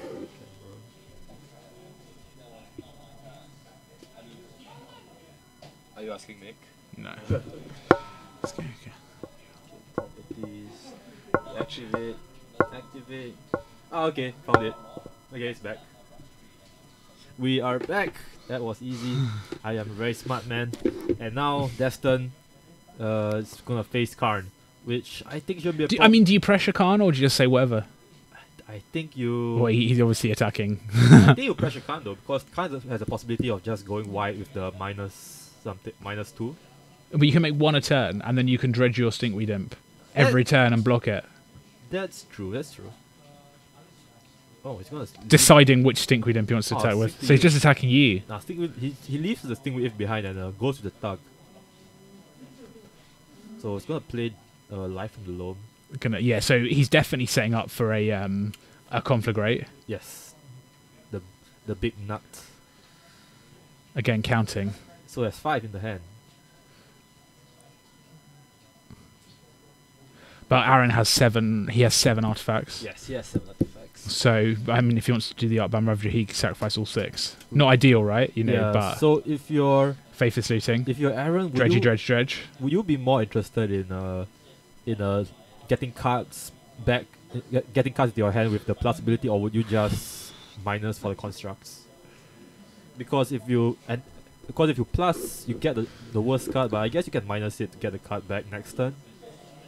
So maybe plussing is a better choice. What do you think? I think he'll probably plus again. Yeah, you probably plus, right? Because the constructs are pretty. They're not going to get through, right? They're not going to get. It just means that Dastin has to play. He has to leave back 2 Stinkweed Imps, but they just block into perpetuity because they come back. And look, he's got more in the graveyard now. Oof. Remember Gorita? That was good. Gorita. And Aaron's going, oh, where are the Galvanic Blasts? Well, So +1, yeah. So you go, which one do you want to give me? Oh, that's a nice Steel island. Overseer. Holy crap, that's a nice island. Or what is that like is that like a Judge Island or something like I that? think it is Judge Island. Only the best. Yes. Is that more expensive than an unstable foil? Because that's a Judge Mountain as well, isn't it? It is more expensive. Guru is still the most expensive. Only the best for Aaron's deck. Only the best. But Guru isn't foiled, so put the cranial plating onto the Double Cranial. double the power. Art Band Ravager just has infinite power, but can't do anything. So get blocked by a 1/2. Yeah, and he's going to Dark Blast, going to do some dredging. Oh, Prized Amalgam. Prized Now we're Amalgam. seeing them. Now There we're we seeing go. them, yeah. But he hasn't had a card come back from his graveyard. That is true. Because he hasn't seen You the haven't seen Bloodghast, right? Hasn't Yeah, seen the Bloodghast. Yeah. Or the Monarch Amoebas, but he replayed all the Nakamoebas. So I And think he- the one thing that Destin didn't have going for him is he had Nakamoebas before the Prize Amalgams. Yeah. You sort of want a nice mix, right? You want like 2 Prized Amalgams and an Archimedes to get them back, and then once they die, then you get another one. Yeah, for sure. But at least Destin has a clock, I guess. Very slow clock. Very slow. 3 damage a turn. 3 damage. Oh, he loses 2 more. Well, no, 3 damage. Okay. What do you think Aaron's outs here are besides Galvanic Blast? Just Galvanic Blast. Just Galvanic Blast. I think because he can't really attack. Yeah, Inkmoth Nexus has. He needs another. Thing is, none of his creatures have haste, so Dastin knows that they're coming. Oh, That's there's the a thing, Bloodghast. and there's the Bloodghast. Okay, There and this it is gonna. Oh, 2 Bloodghast. Yeah, so if he plays a land, which we know he's got in hand, he can just get all of the creatures back. Ooh, So Dredge, another Prize Amalgam. So good. and I think he just plays a land. Yeah, I think Aaron here is facing down his inevitable doom. I mean, he's not going to die this turn. So He's gonna die next turn though. he may die next turn. Galvanic Blast Galvanic Blast. is his outer here. Did he get it? No, he did. But my point is that Aaron's creatures don't have haste. Yes. So if he plays an Inkmoth Nexus or a Blinkmoth Nexus or a creature, it just means Dastin goes, well, I don't attack my second Stinkweed Imp. Yes. And if you drew that, it means you don't have removal. And there's 2 more lands. So yeah, he's saying, which one do you want? Take the Glimmer Void. Yeah. He's saying, I just don't block my 2 Stinkweed Imps instead. And if you don't, you have to literally top deck the removal, which is going to be Galvanic Blast. And if you top deck that, you can kill me anyway. Mm-hmm. Oh, Master of Ethereum. It's not bad. It's not bad. It's not the best, but It's just a serviceable blocker at this point, isn't yeah. it? I think he just attacks with everything and then just conflagrates for the lethal, right? I think so. And that's what he's building up to. Yeah. Yeah, Dark Blast on my just so I can dredge it. So Gorgorithug can put a card on top of the deck. Yeah. Oh wow, that is something very interesting that not often we get to see. Oh, look, his spell getting a bit messy. So we're gonna dredge. So Narcomoeba, Oh, Bloodghast, another and Bloodghast. another Life from the Loam. So that comes into play. I'm going to see him on tap. And he does have the Ghost Quarter, which not very relevant in this matchup. No, not relevant in this current situation. No. Yeah. Pretty good against the Ink Morph and Blink Morph Nexuses, but yeah, he's just gonna tap 2, gonna play left him alone, gonna get more cards in his hand, and then he's gonna Conflagrate for the big finish. Well, there's a lot of cards in his hand. Yeah, and I think that's all he needs, just to swing with everything. Swing with everything. Aaron has 2 blockers. He blocks he blocks 2 prize amalgams, takes he'll take 3. he'll take 10. He'll take Right? 10. He'll block 2 prize amalgams, take 3, 4, 5, 6, 2 10. Take 10, conflagrate you for 3. Move on to the next game. Wow. Oh, Dustin's just going for it. He's just going, oh, I do it now. And then attack. Wait, what? Wait, okay, we need to fix this problem somehow. There we go. Yeah, there we go. And he's gonna just turn everything sideways. And he was wondering, can I capture all my cards under my palm for 1 turn? But he couldn't. And Aaron goes, I've seen enough. Wow. So Dustin turned that game around. He did. He was at 3 life. He had that whole board of artifacts. Yes. And then just back in the stick game. with him, though. Sting with him. The stick with just Death Touch. came true for him. Holy Death crap. Touch. So good. Dredge 5. It's good. Wow. It's good. And these decks are both quite racy, right? They're just going to do their own thing. They don't really like play like most decks in Modern. They don't really like playing well with others, or they don't like playing with others. They just like, well, I'm going to play my own game plan, and if you can interact with me, brilliant. If you want to race me, I don't really care, because my aim is to be better than you. Yeah, for sure. Or attack from a different angle. So I don't know who you like. I guess I like who's on the play. Yeah. Although we saw Aaron on the play that turn, and that didn't work out for him. And the question is, does Aaron have the graveyard hate? Right, that's the question. Oh yeah. What is his graveyard I hate? think he should have most affinity list run what's that? Relic? Not Relic, the other one. No. The Cage. Grafdigger's Graf Cage. Digger's Cage, yeah. Yeah. Surely he has it, right? I mean, you don't run the sideboard without graveyard hate. We're going to find out. We are going to find out. Or maybe we won't see it, but yeah, I imagine so. I still think, the 2 best answers, Rest in Peace and Lie Down in the Void. Yeah. So good. Rest in Peace, so good. Rest in Peace is really Rest in Peace, so good. Yeah. Do you think the Khan goes out? I think so. He seems to disagree though. He's keeping them in. Well, he had an island. And I'm wondering if that's just for the Master of Ethereum, or if that's for Thought Casts as well. He's thinking of the Ethereums, actually, the Masters. Yeah, I mean, I don't know how they're just an attacker that gives +1/+1. And I don't know if you just go super lean, and just wow, we're getting full scale here. Oh wow. Well, we'll see. So he's taking out the Khans, it seems like. And then on Dredge side, I haven't played much of the Dredge affinity matchup, if I'm honest. I assume they have like Ancient Grudges. Seems like the easiest card. Yeah, is it, because it's in your colours and you can dredge you it. can dredge it in your flashback. Yeah. So it seems like Ancient Grudge is the simplest sideboard answer. Maybe they have Nature's Claim as well. I think he's got Nature's Claim. Natural State and Abrupt Decay. Wow. Okay, so Abrupt Decay is something that they've been bringing in against the Grafdigger's Cage. Yeah. Oh yeah. That's yeah. Right, So that, they that use it right. as they use it to get rid of the Grafdigger's Cage and then go off. But yeah, I'm surprised Ancient Grudge isn't just the way to go, right? Because it just seems so easy. It just seems like easy. Yeah, it's so. It's a lot of synergy with the Correct. Yeah. Correct. Okay.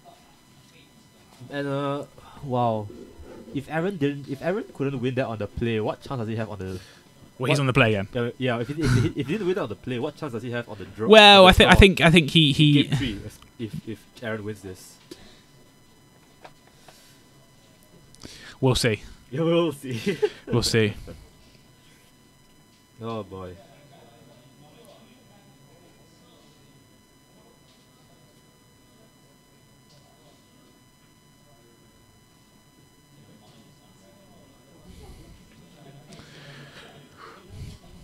So yeah, and it's we don't often see dredge decks on camera.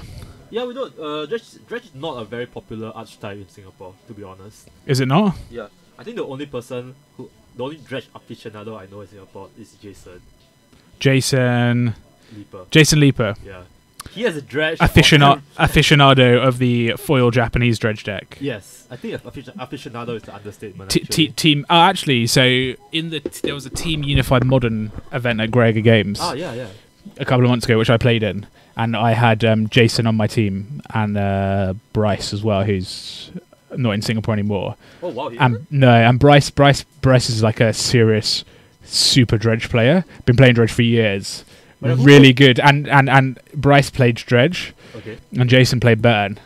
And I did awfully. I played something bad. I played like mono green devotion, right? We had no blue cards, no blue cards between us. We weren't interested in playing blue. This is just after Jason Mindsculptor was released, unbanned.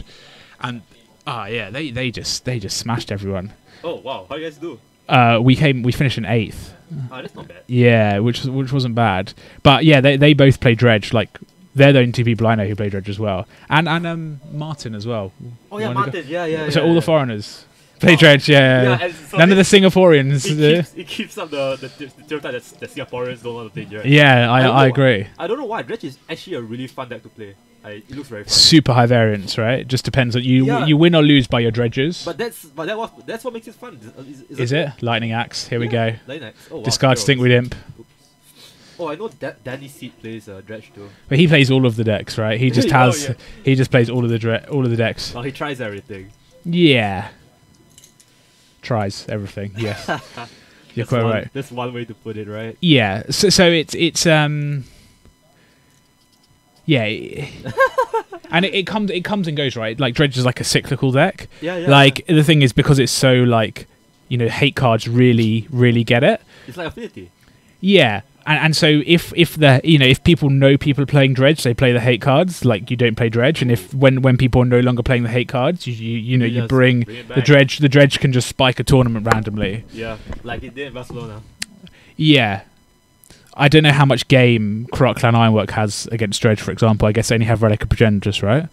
Wait, yeah, that's true actually. Or Graph Digger's Cage. I don't know what their sideboard is, but yeah, something like that. Actually, I wonder how the game 1 goes for KCI against dredge. I guess you just like go with you. I'm not doing anything with you. You're not doing anything with me. Yeah, that is very true. Let's just like do this. That's what it seems like anyway. I don't know. Yeah, same. I haven't seen. So that's the other deck, the Croc Clan Ironwork decks. Not many people play that in Singapore either. Yeah, actually, the first person playing in Singapore I remember was Ian Tan. Ian Tan, who's been on stream a couple of times playing Croc Clan, but he's playing like variants. He's not playing the one that has been the Matt Nass version, which has been streamlined. He has been experimenting with KCI for quite a while already, but he didn't quite get the fully optimized super version. But super. I mean, I couldn't play that deck. Oh yeah. God, I'd have a headache by round 2. I want my matches of Magic to be over as quickly as possible, right? I just want to be playing as little Magic as possible. Oh, quite. That's my modern deck. It's Burn. Is that your only modern deck? Yeah. Huh. It's Why do you play the other modern deck though? The turn 1 win one. What's that supposed to be? Oh, you don't know the turn 1 win modern deck? What is that? It's a heartless summoning. That's not a real deck. It's not a real deck. but the aim right is to play as little Magic as possible. Yeah. Is to play I don't want to be interacting with people. Okay. Don't want to be countering spells. That's fair. Definitely not good enough at Magic to do that. I can, however, count to 20. So that's what I want to do when I play Modern. Okay. So humans, Burn, I'll play those. Humans is not really. Okay, it's kind of. It's like an aggro combo deck, right? It's an aggro deck that is aggro combo disrupting deck. Yeah. It is a mid-range deck, aggressive mid-range. Yeah. So you're gonna see a Dredge Dark Blast. What's that one? What's that card beside the Bloodghast? I think that's a Golgari Thug. No, it's a different art. It might be a Collective Brutality.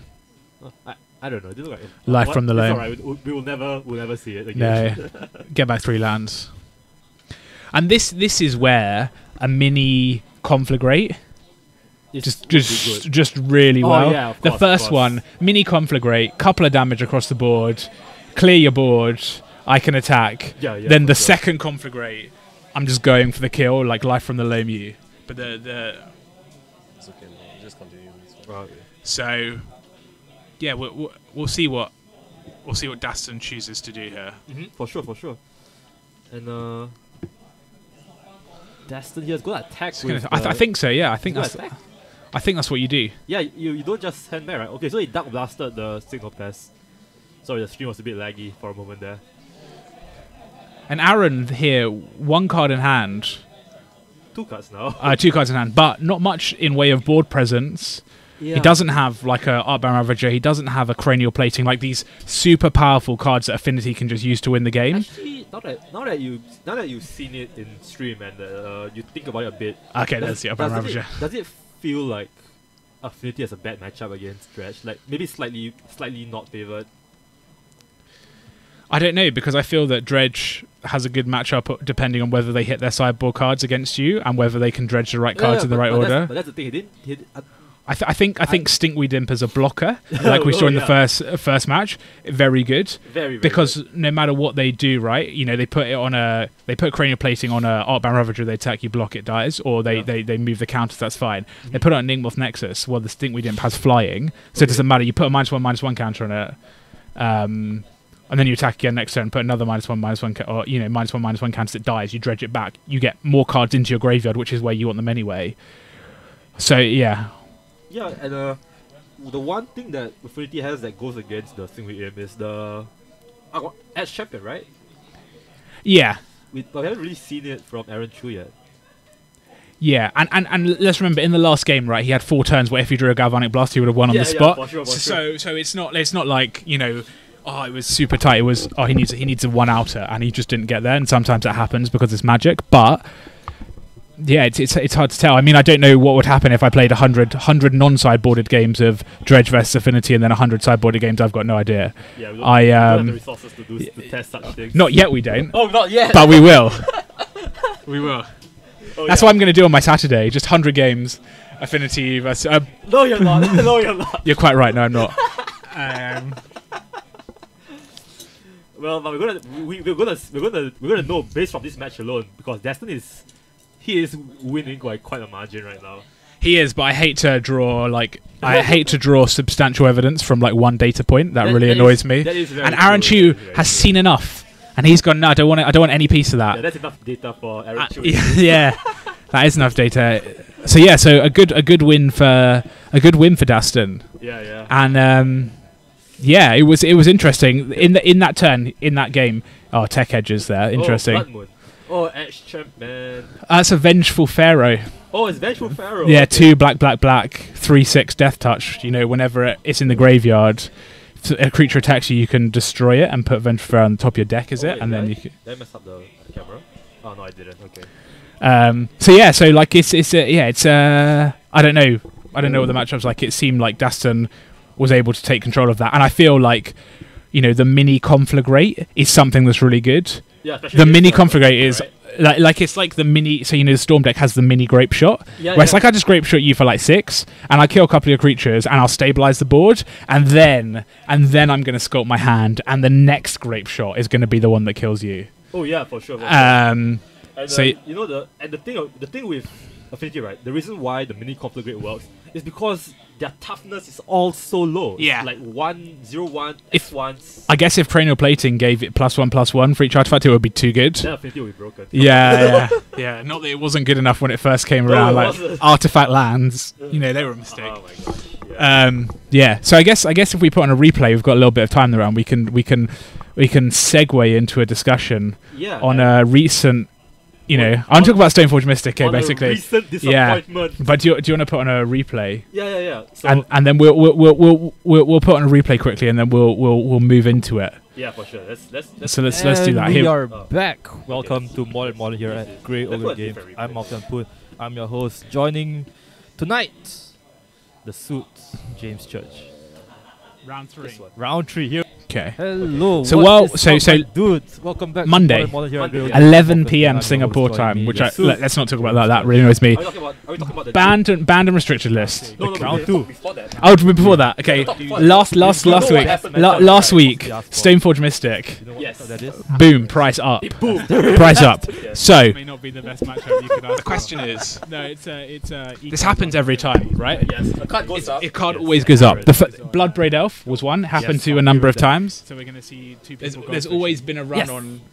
on there's been a run on Jace the Mind Sculptor a couple of times, but they're typically the cards that get targeted and they were both unbanned, right? So this time people are like, right, Stoneforge Mystic, it's definitely happening this time. Like, no evidence to support that. No, like, there's no I don't think that the metagame has significantly changed, but you know, they introduced Jace, they introduced Bloodbraid Elf, but nothing really changed, right? You can play blue white control now, that's fine. People playing that, whatever. Bloodbraid Elf, Jun plays it, whatever. Jun doesn't really big deal. There's like a red-green Ponza deck. Well, There's like a red-green Ponza deck, which is like whatever, does some stuff. Like occasionally it can do like a turn 2 Bloodbraid Elf into a Blood Moon. If you know Utopia Sprawl Arbor Elf, if you have that, you can do that. Like whatever. It does nothing, right? It requires Inferno Titan to win. Like, what are you doing? Like, you're playing Inferno Titan, people are killing you. So then people the week before, Stoneforge Mystic creeping up in price. People rationalizing it like, Stoneforge Mystic isn't good enough. You know, Colligan's command is too good. Turn 3 Battle Skull. Turn 3 Battle Skull. Not so good, not very good. I don't know, but I mean, but the reality is, right? Turn 3 Battle Skull is a 4/4 lifelink vigilance. Hollow 1 decks could be like double Hollow 1 on turn 2. Turn 1.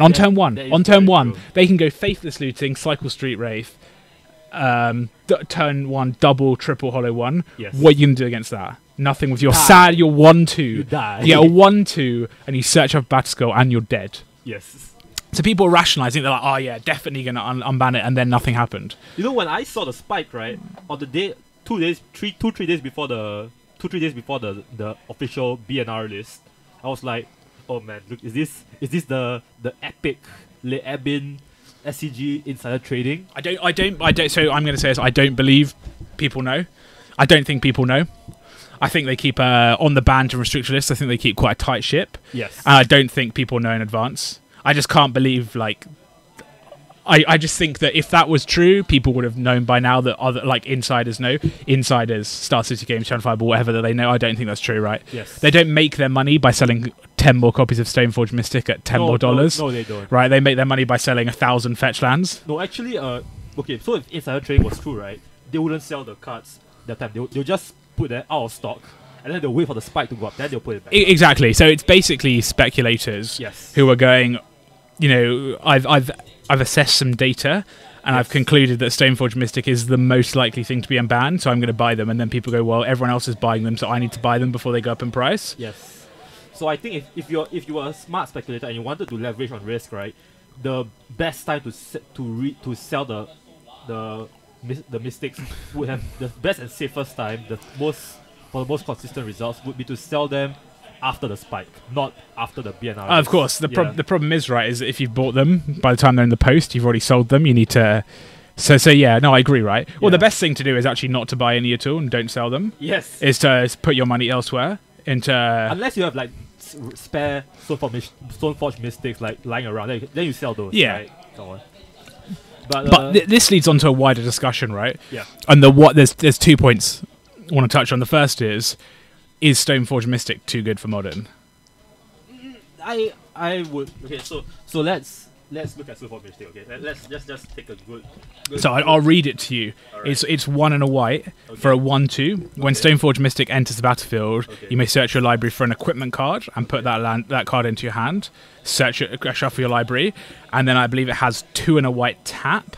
Or it is 1 and a white tap, and then put target equipment card from your hand onto the battlefield. Okay. That's what it does. Yeah. So let's say if you break it down, 1 and a white for a 1/2, and it shoots up an equipment. Okay. Is that good? Well, it dies to things. Lightning bolt. Lightning bolt, fatal push. Path. Yep. Hand disruption. Yep. Blade. And then the question is getting an equipment and then being able to play it the next turn good enough?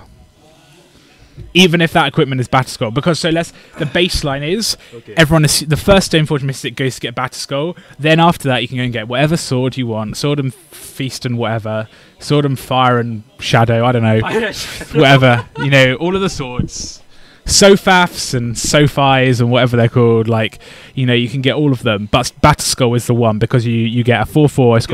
It's got living weapon, so it's a 0/0 germ token with the equipment on it, and you can bounce the Batterskull as well, basically, and then replay it. Yes. Is that good enough for modern? You mean good enough, or is it too good for modern? Well, I don't think it's too good. I think that's my position. I think it's very far from too good. But I'm going to ask, in a world where, you know, said it earlier, people are playing hollow ones, Yes. people are playing crazy human decks, Okay. people are playing, I don't know, affinity that can, you know, we look at the board state, Dredge doing all of these. Storm is putting like a 4/4 lifelink vigilance creature onto battlefield on turn 3 that good. Alright, so we're having this talk, right? And here's the thing.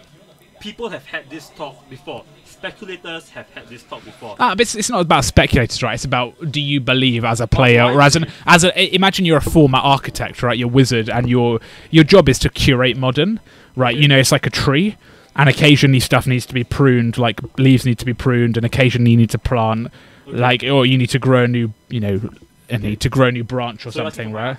Yeah. I'm gonna go with the speculators on this and say no. I don't think it's broken. I don't think unbanning it would mean like a new breakout deck or anything. I think unbanning it would be fine. I really do not think that it will break anything. So I agree with you, and I think Colligan's Command is the reason for that. Exactly right. There's so many. The reason why Stoneforge Mystics was banned is because, you know, we saw Callblade, right? We saw all the variants of Callblade, how it became Callblade, and maybe they're just a bit scared of what it could possibly do to the format. We saw GTMS. GTMS was pre-banned before Modern even came out. It was banned before it was banned on site. It was not allowed to see a day of light in Modern, but it came back. It's fine, and it's fine. It's fine, right? And this is the question, right? Are you telling me on turn 2 you're going to play Squadron Hawk and go and get 3 more Squadron Hawks from your deck? Right, Are you going to get laughed out the building? You're gonna be like, you're gonna lose on the spot. It was barely good enough for Iconic Masters Limited. No, it was quite good in that format. Actually, let's not laugh. It was quite good in that, and it was quite good in Eternal Masters as well. Yeah. But like in Modern, like that's not what you want to be about. No, it's not. That once upon a time in Standard is fine, and like you can have all of the cards that you had in that Standard deck: Celestial Colonnades, Path to Exiles, blah blah blah blah blah, all the counter spells, and I just don't think it's good enough. No, it's not. And the thing that confused me the most, right, was the spike. Even if you unban it, does it warrant that big of a spike? Does it deserve to be 75? Oh, but it doesn't matter, right? Because it's called the overreaction effect. Yeah, It's where people it's like a documented financial thing as well, is that people overreact to news when it comes to pricing shares. Yeah. They overreact to information, and what it takes some time for the market equilibrium, so you know, supply versus demand, to reach this time. Like that doesn't happen instantaneously. So there will be people who go, oh my god, it's unbanned, I should buy it whatever price, I need them because I need to play my Stoneforge Mystic deck, right? And there'll be people willing to sell at that price. But over time, and it's the same thing with Jace, right? Jace was $140. It's now not. Yeah, of course. And that's because the market has reached an equilibrium. The demand for it is lower because people have realised it isn't that good, and therefore the supply has changed the price on it correspondingly to reflect that demand. Okay. So now let's move to a slightly different topic, right? A slightly different point of view. My brother has brought this up to me previously when we were talking about this. So, do you think Stoneforge Mystic's price will go back to where it was? No. So it'll definitely be somewhere above where it was. I believe so. Well, no, it will, but it would be over the extreme long term. Yes. Because price memory is also a concept, right? Is that people, imagine if Stoneforge Mystic is $10 2 weeks ago. I don't know how much it was, and it spikes up to 30, and I buy them at 30 and doesn't get unbanned. I'm not really willing to sell them. No, you're not. For less than, so I either won't sell them, but that means there's fewer copies in the market, presuming no more supply, which means that the demand, the price will need to remain slightly high to reflect the same level of demand, or it will go down slowly because I'm not willing to eat a massive loss. If I want to sell them, right, I want to minimize my loss. So I'm not willing to sell for 10 again, but I might sell for 20. So I lose $40 a playset rather than 80 because that's a bearable loss. The question, and the thing is, this is going to happen in 3 months' time, right? When the next ban list comes around, same talk. Stoneforge Mystic, yeah. unbanned, and then we see the same happen with Bloodbraid Elf happen like 3 or 4 times. Every time people like Bloodbraid Elf, just go and buy bloody Bloodbraid Elves. It's the same thing. Except this time actually it worked. Yeah, it did, and then but then you see that Bloodbraid Elf price has gone down again as well. Like it's not. It was an uncommon in Eternal Masters. It was an uncommon in think of Shards Lara, right? So my question is, this is a bit more spurious, right? Mm-hmm. Is Stoneforge Mystic going to be used to the Master set that's when the unban comes? It happened with Jace. We need to sell Anniversary 25. Yeah. It got released as a spoiler a week before the banned and restricted list. Right. They know. I think we've talked about. You said you don't think Stoneforge Mystic is good enough. No, I agree. I don't think Stoneforge Mystic is good enough for modern. No, we don't. I think Wizards definitely know that. They're much smarter than us, and they have they know much more about Magic than we can ever hope to. Are they waiting to sell Stoneforge Mystic as the mythic in Modern Masters 2019? Oh, because it'll be a mythic, right? It'll be a mythic.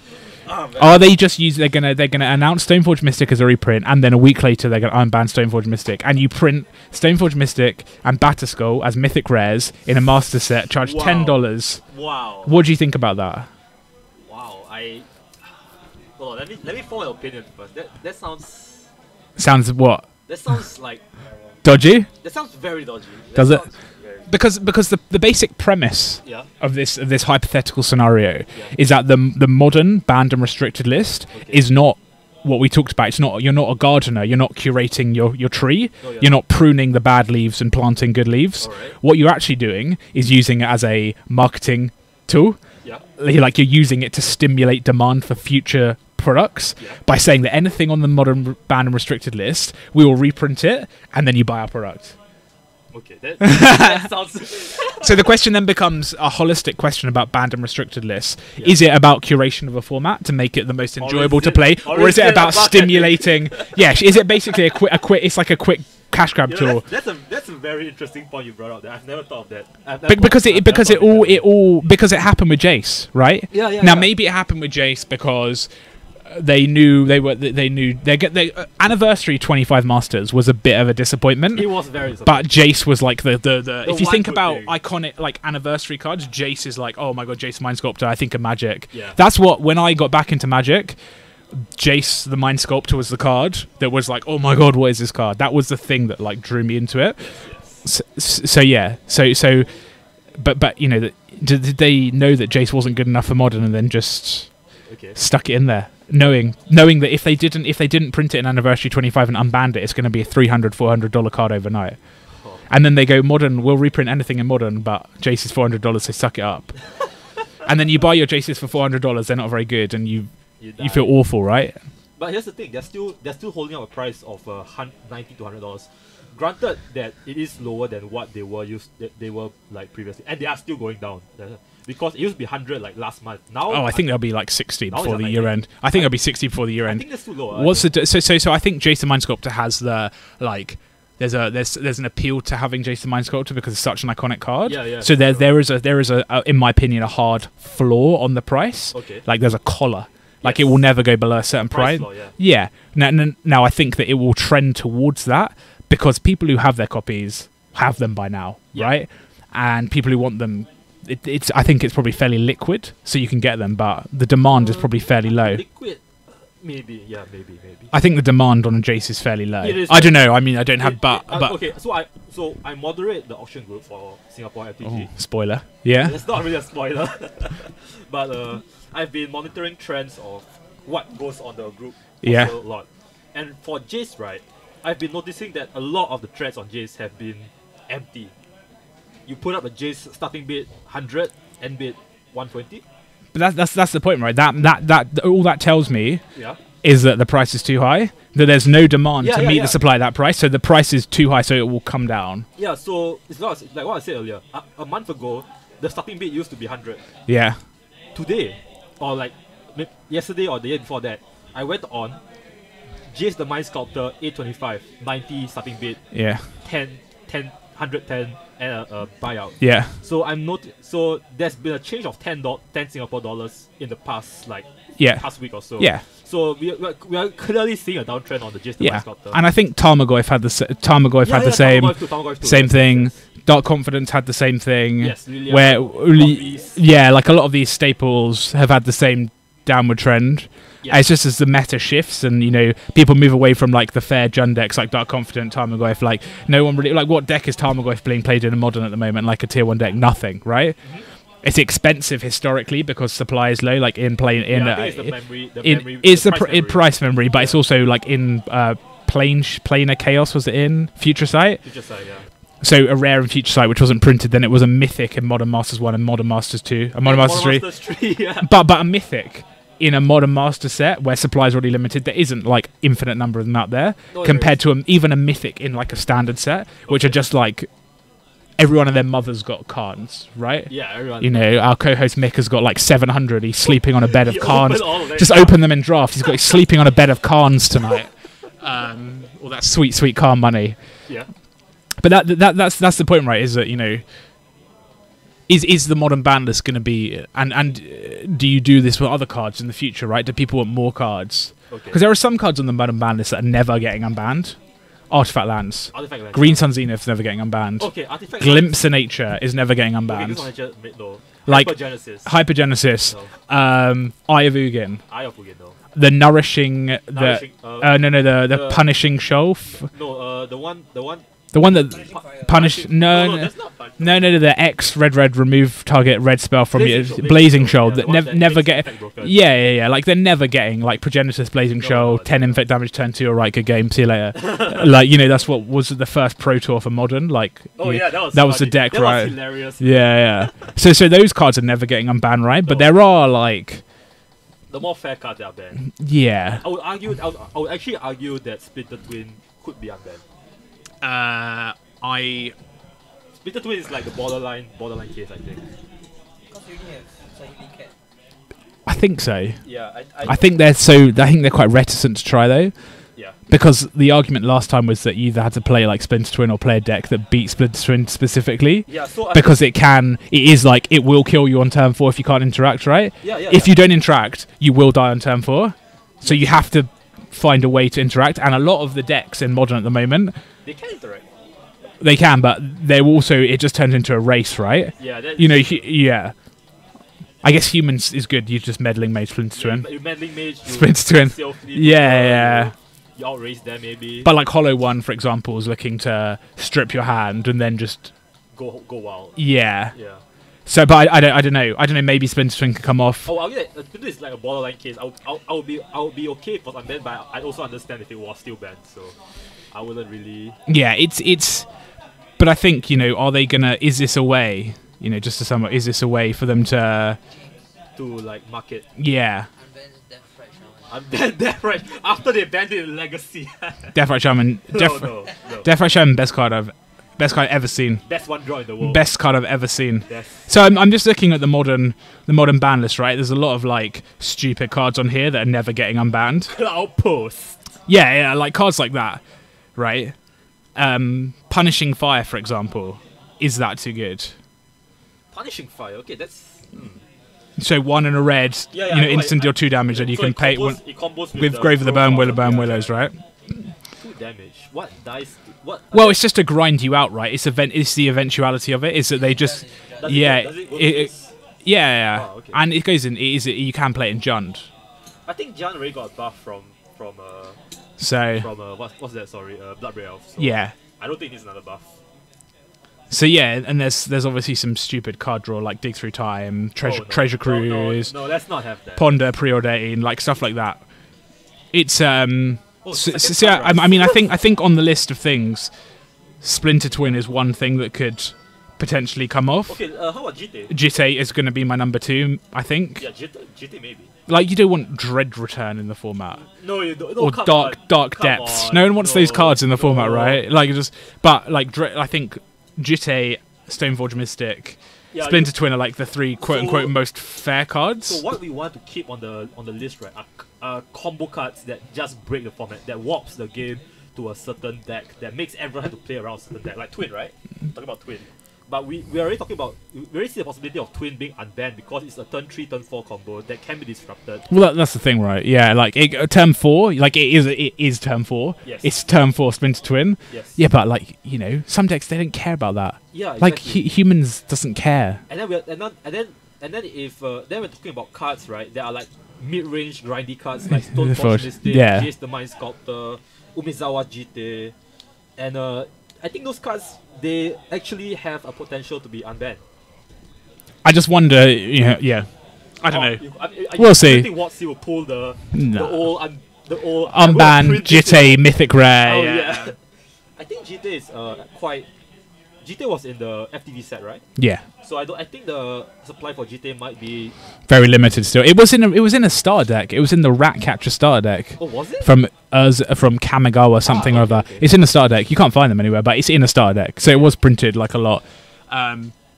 See, I don't know. Modern's in an interesting place as we wind down towards round 3. Like it's in an interesting place Yes. at the moment, and I don't know. And I say interesting place in that it's quite healthy. There's like you can play like whatever you want, right? There's no deck there's no deck that has a particular target. I think Humans and Hollow One are probably the best 2 decks in Modern. I don't best. Yeah. Okay. Fine. I think they're the best 2 decks, but I think they can be beaten. Yes, they are very beatable. Yeah, like I think they can be beaten quite easy. Like they can be beaten by decks that don't, and those decks don't have to go out of their way particularly to beat them. They can just beat them by doing their game plan. Yeah. Now that says to me that this is quite a healthy format, and I just question like, do Wizards want to risk like tipping over the table for something for uncertain, right? Because it's certainty versus uncertainty. Yes. Now if you take a risk, there should be a commensurate level of reward associated with it. Okay. So now, Otherwise, why? So now this question begs the answer. Begs the question: is the R&D team in WotC competent? Are they competent? Can they make? Of course. You say that, but of course, I think they manage to make like thousands of cards every year that interact with each other very well. I think they're incredibly competent. Yeah, but do you think they are able to gauge whether something being unbanned will affect the meta by how much? I think they have an idea. I think they can sort of theory craft it very well. Very difficult to tell without the iterations that like a metagame cycle naturally shifts through with like thousands of people grinding Magic Online, big tournaments. Like they can't replicate that there. Yep. And so the more data you have, the more data points you have, the quicker you can iterate, Yep. the more likely you can reach a final conclusion. Okay. Where it's like a computer program, you're running like all the calculations. Now Wizards of the Coast can do that, but thousands of players can do that much more quickly, so they can reach the final state. So I think they have an idea, but I don't think they know. And at this point in time, I don't think you risk anything. You don't risk a 7 for the chance of a 10 when the 10 could also be a 0. Okay. I think that's the way to think about it. Alright, but what if they want to, push sales? Well, that's a different. That's a different question, right? Yeah. if you're like I said, it goes back to your tree. Yeah, if you're honestly curating the tree, you don't risk a 7 for a 10 or a 0. Yeah. If you need to push themselves like, we need to do a bit of channel stuffing, like we're having a bad quarter. Let's Okay. just print Stoneforge Mystic. Then maybe they do about it. They can always walk it back, but it just Yeah. harms consumer confidence. Well then, okay, so if we're talking about changing things, right?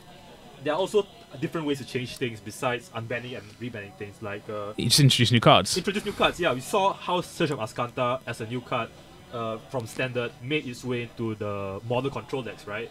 Because and the Legacy as well, and maybe sometimes Legacy. I wouldn't call it a very good card in Legacy, but we have seen it in Modern for quite a while.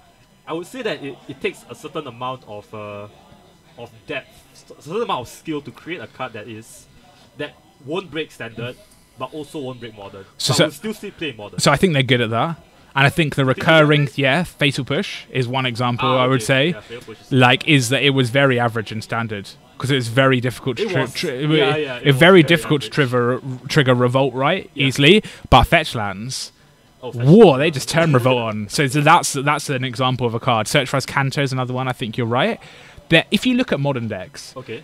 honestly, I think a lot of modern decks have cards that were made in the past 5 years in. Okay. I think if you look at it, you'll be surprised at the percentage of cards in modern decks that were made in the past 5 years. If I look on the screen at the moment, Goblin Electromancer Return to Ravnica, Barrage Chief of Compliance was in Aether Revolt, so that's like 2 years ago, right? Yeah, a lot of the creature decks, because creatures have become increasingly powerful, have been from recent sets, so they know how to target it, and I think they know what they're doing. And I think they've written about, how do you make a card that's good enough for modern but not too good for standard? Yeah. And they're finding ways to do it.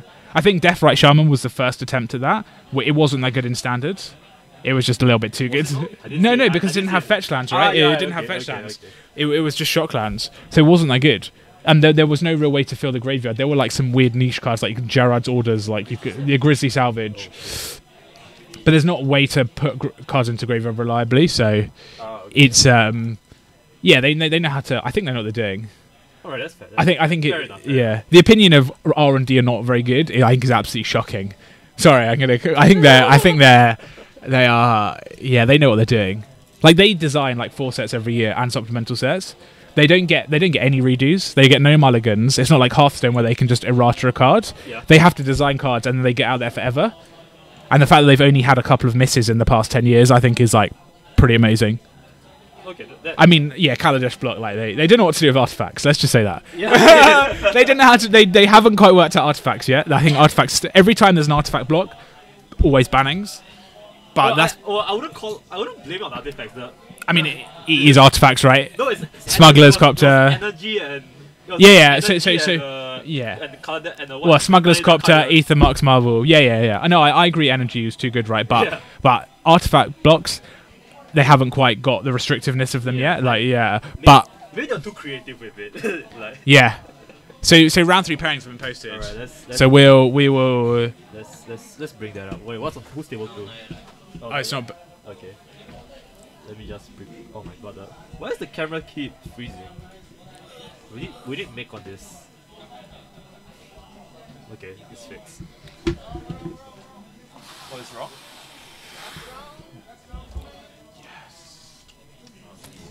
Home time. Got to wake up at 5:30 tomorrow.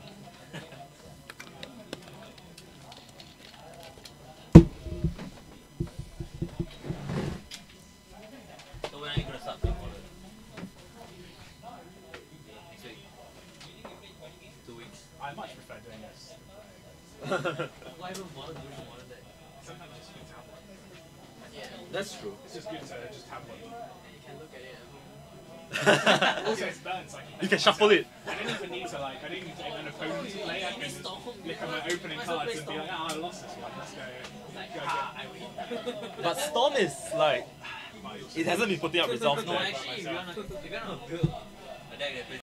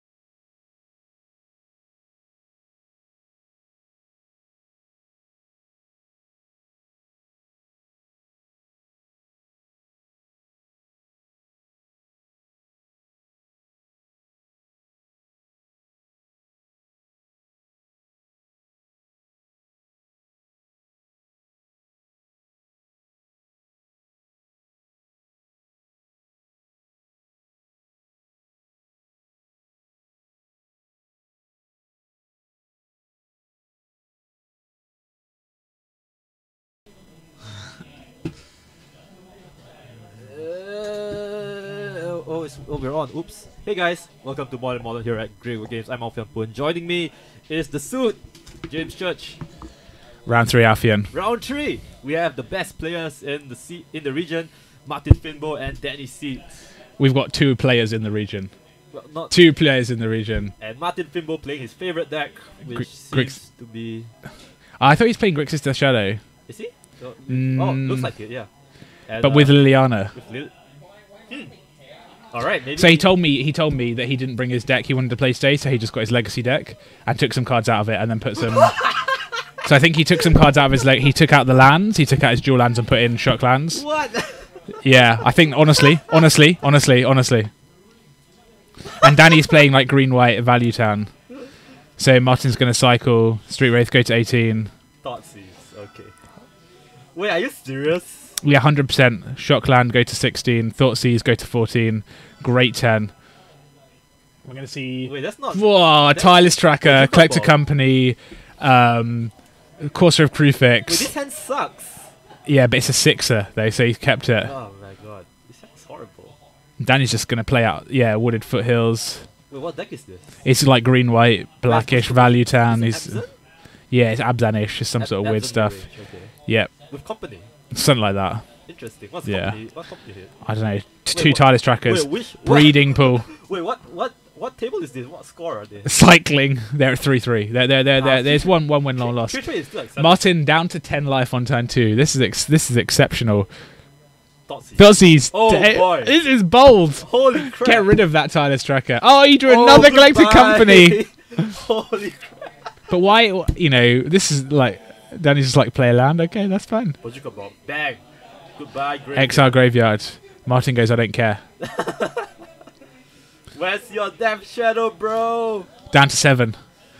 Untapped. Wait, Untapped. this is Death Shadow. I think it is. Yeah. Stubborn Denial at the front tells me this is Death Shadow. It is Death Shadow, yeah. I mean, this is real. This is like the most aggressive. Yeah, base. He's like, oh, now I get the base 6 swamp. So probably gonna see a Liliana.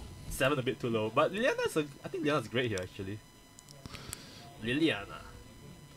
Discard. And you probably just got a Collector Company because you've got another one. Yeah. Yeah, it's got a, Maybe you Martin's keep it, got a actually. Forest. I would have kept it. Going to be very hard for Danny to pressure the Liliana effectively. Yep. Um, Okay. Oh, another Liliana. Liliana the Last Hope. Oh boy. Liliana Power. That's what this deck is. It's 4-color Liliana. Liliana Tron. I think that's a Tarmogoyf in hand That is for Tamagotchi. Martin. That Yeah. is, in fact, a Tamagotchi. So the Bajuka Bogger's going to have done some work against him. And here we see another Liliana.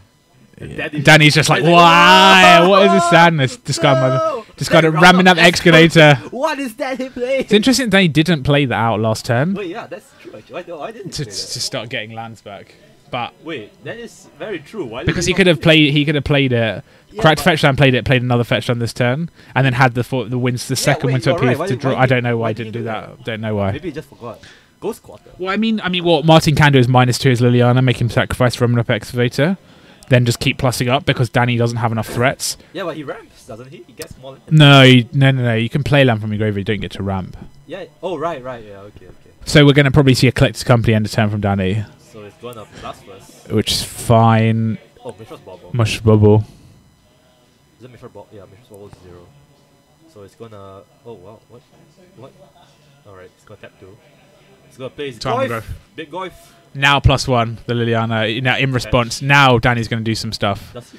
Okay. Basic, Dried Arbor. I like that from Martin though. He's forcing the collected company so he has a target for the last hope. Yeah. Very smart. I would have. Well, he can also kill the Dried Arbor with the Liliana the Last Hope, right? Yeah. I would have picked up the last hope because I'm a dumbass. That's why you're sitting here. I gotta pick it up first. So he's gonna. Okay, that's interesting. Okay, so he fetched. Okay. Oh. So he's gonna have a look. Yeah. Okay, so. No, you let's just go. get to have a look, right? You don't get to. Coco, big stuff, good stuff. Looks like a lot of lands and of course. One more. Ah, what's that? Is that Scavenging Ooze? Alright, what? He's always. They're gonna have a good look at the board.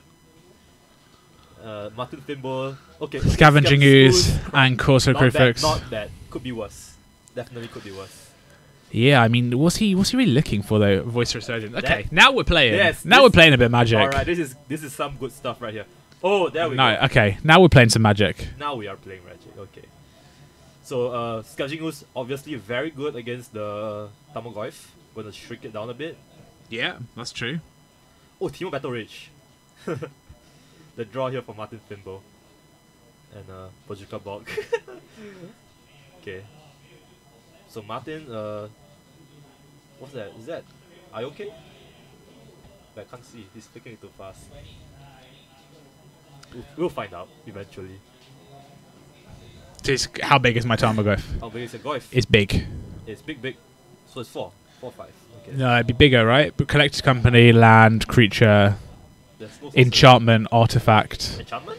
Yeah, because of course Recruit Fix is an enchantment creature. Yeah, but his oh yeah, right. There's one in the graveyard, and then an artifact, yeah. Okay. And he's going, what does Voice of Resurgence do? Right. It's just a bit annoying.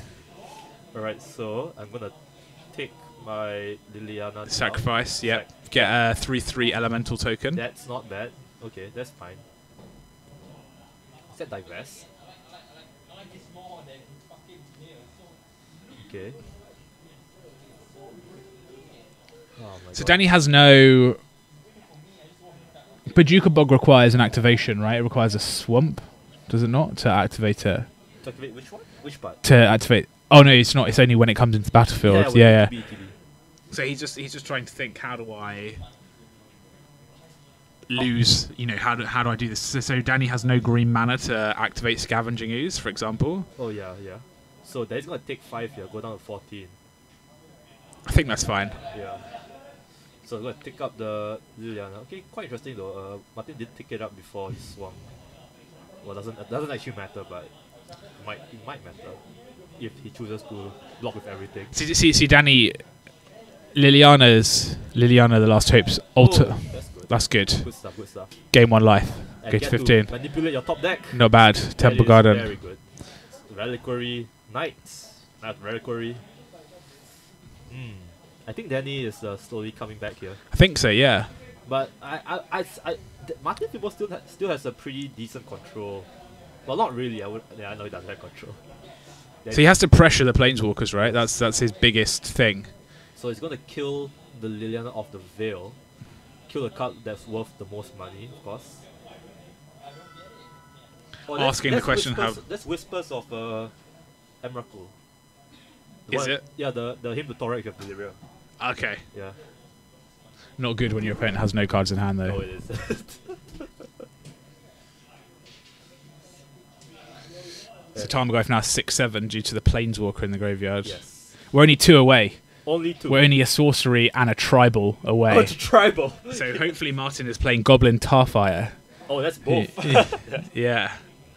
1 and a red Oh, for he does 2 have- damage. he does Tribal sorcery, Goblin. Tribal sorcery. He does have the abrupt decay though, so that's pretty good. He does have the Abrupt Decay. Attack. You know what Martin needs here right now? He needs Death Shadow. He does. He does need a Death Shadow. Where is his Death Shadow, man? This deck is called Grixis Death Shadow. Maybe his Death Shadows are in his modern deck, which he left at home, not in his legacy deck. I think his legacy deck is actually Death Shadow too. I think it is, I yeah. think it's 4C Delver Death Shadow. I like the casualness of, I just took out my legacy deck and put in some shock lands for some dual He did lands. win a game though. This is a 3-3 table. It is, yeah. I mean, it's still a good deck, right, Grix? It- Death Shadow is it still a is good a deck, good yeah. It's not the this is 4C Death Shadow. Yeah. Yeah. So it might be the old 5C, which has Godless Shrine Lingering Souls in the sideboard. I don't like that version. Is that too greedy? 19 lands. It is very greedy. 19 lands. It is in fact very greedy. But here we see Danny's going to manipulate the top card of his deck with the Windswept Heath. We're going to see him if he's going to get anything a bit better than what's that, Temple Garden. Yep, so he's Yeah. going to get Forest. Flippity flip. And it's a Noble Hierarch. Not the best card to see at alright. this stage of the game, You right? can swing with 1 creature now, but I think you get a creature, your creature, your what's that? What's this called? The Elemental? Yeah, The Elemental gets a bit bigger, right? it does. And Danny's going, no, Corsair Crufix is an enchantment creature. Oh. He's going to Ghost Quarter his own Bajuka Bog Me smart. to get to get a Forest. Ah, yes. That's a very good play, actually. Gain another life. Wait, why doesn't he want the the black though. So that we're getting a Tarmogoyf check again. Also, no, he wants to manipulate top of his deck again. Okay. Oh, now he's like, no, I'm gonna do it after all. Oh no! Misty Rainforest. It's gonna eat another card. Revenant Excavator. Yep, go to 10. It's only clawing his way back into this. Scavenging is 4/4 now. A bit bigger, yeah. Yeah, and Martin's gonna have to block it at some point. And getting a Path to Exile. That's really good. That's beast. Gonna swing with the team. Oh, gonna swing it to Liliana. Okay. So that's gonna be 7 points of damage at the Liliana. Oh, this is gonna swing it to face. Oh, Liliana. Okay. One. Okay. Why do you think he didn't attack with the cost? I think he wants to block because he's worried about a Teemo Battle Rage. Which he should be. Yeah. So there's a Street Wraith. Was a draw for Martin. Okay. So Teemo Battle Rage brings it up to 10 damage. Okay. And of course it has four toughness. Yeah. And then the scavenging user can exile 4 creatures. Are there even 4 If there are 4 creatures, yeah, he can exile card to gain some more life. So he can't get him with the. Alright. So, I think Martin's in pretty bad shape here. Lenny it seems to have made a comeback in this game. Yeah, Danny's been able to stabilize and just gain a little bit of life. So he's attacking. Yeah. Very unfortunate for Martin as well. He didn't. Yeah, gonna exile. He didn't get his Death Shadow, the namesake of the deck. Make it a 4 power. Yep, Oof. that's fine. That's Make it a 3 so- power. No planeswalkers. No, Martin, no. Don't die like this, Martin.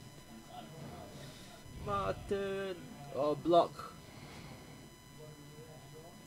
And he's thinking about Yates just saying, I'll take it. Go down to 8. That's fine. Okay. And now, does he pass? I mean, I don't know what else he does, right? No, I don't It's nothing. Gonna +1. Or and he's gonna minus. Okay, so they didn't block with that, so he just took it, so the Corsair still lives. Yes. He's saying, am I dead? Now he has the Liliana tick up, right? So he's cycling down to 5. Bold. Oh, come on! What's that? No, he's had enough. That's nothing. Oh boy. This is quite fun. Well, so Danny, comes back from the brink. That was a very comeback from the brink moment. And Martin, we saw Martin very aggressively use his This is life. shock lands, fetch Yeah. lands, street wraiths. If he had a Death Shadow, If he had Death Shadow, Death Shadow, oh man, it would have been over. That would be Kriegasm right there. I don't know what that word means, but that's fine. I'm No, sure. it's I'm a sure it would have Twitch- been. It's a Twitch term. I don't know what that means. It's the. Alright, never mind. I won't explain it to you. Please don't.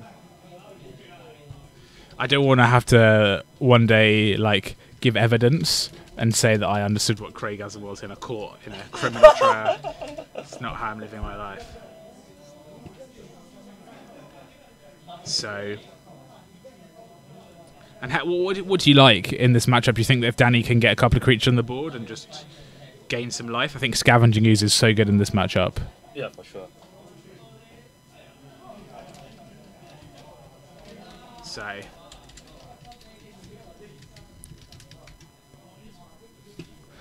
Yeah, and you can see Martin going, yeah, bring those cards out. I don't want those Whispers of Emrakul or whatever it was.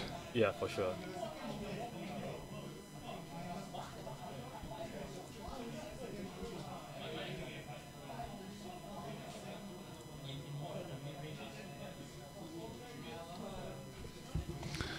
So, we're going to sideboard, and we are going to. Yeah. Yeah. What thing are sideboard options one? So I saw Danny had Blessed Alliance, right? Yeah. Which is, I imagine, also very good. Sacrifice target attacking creature, gain 4 life seems like it's a good one. Which one is that? Blessed Alliance. Oh yeah. Yeah. What, did he see it? Does he? Yeah. You run it that? I think I saw that in the sideboard. Ah, okay, cool. So he's playing some sort of Absent that. You think he plays Siege right now? No. No. Definitely Yeah, not. it's Coco, right? It's Coco. Definitely not. Yeah. Definitely Yeah, not. yeah. I just remember he had Coco. My bad. So what kind of 3 drops are you planning to hit with Coco? It's very interesting that he doesn't play the. I think double Knight of the Reliquary or Knight of the Reliquary Tireless Tracker. Course of Crefix is good. And so the cards we basically saw Voice Resurgent, Scavenging Ooze. If you hit like 2 of those, Yeah. I think it's fine. What you don't want to hit is like a Noble Hierarch or a Birds of Paradise. Yeah, that's true. That's true. Like, but if you can hit the other stuff, it's all good. Yeah. It's all just like value, just doing stuff cards, right? Yeah. We're just doing. They're like good bodies, incidental effects. Yeah. Neither relic where you can sort of like run away with the game if it has enough time. Yeah. You can just tutor for all like all manner of madness. Yeah. Bajuka Bog. I don't think he's got the Coral Helm, Retreat to Coral Helm combo in the deck. He doesn't. Doesn't have blue, man. Well, not that we saw, but no, and this doesn't. Oh yes, Death Shadow now. Yes. Gonna see some action. Well, that's 1 land though. So. Keep it. Snap keep. Wait, that's 2 lands. That's 2 Bloodstained Mayas. And Danny, I think, is looking at 2 Ghost Quarters Whoa, and that's- like some. that's Yeah, he not doesn't want bad. it. He doesn't want it. He doesn't want it. Oh, no way.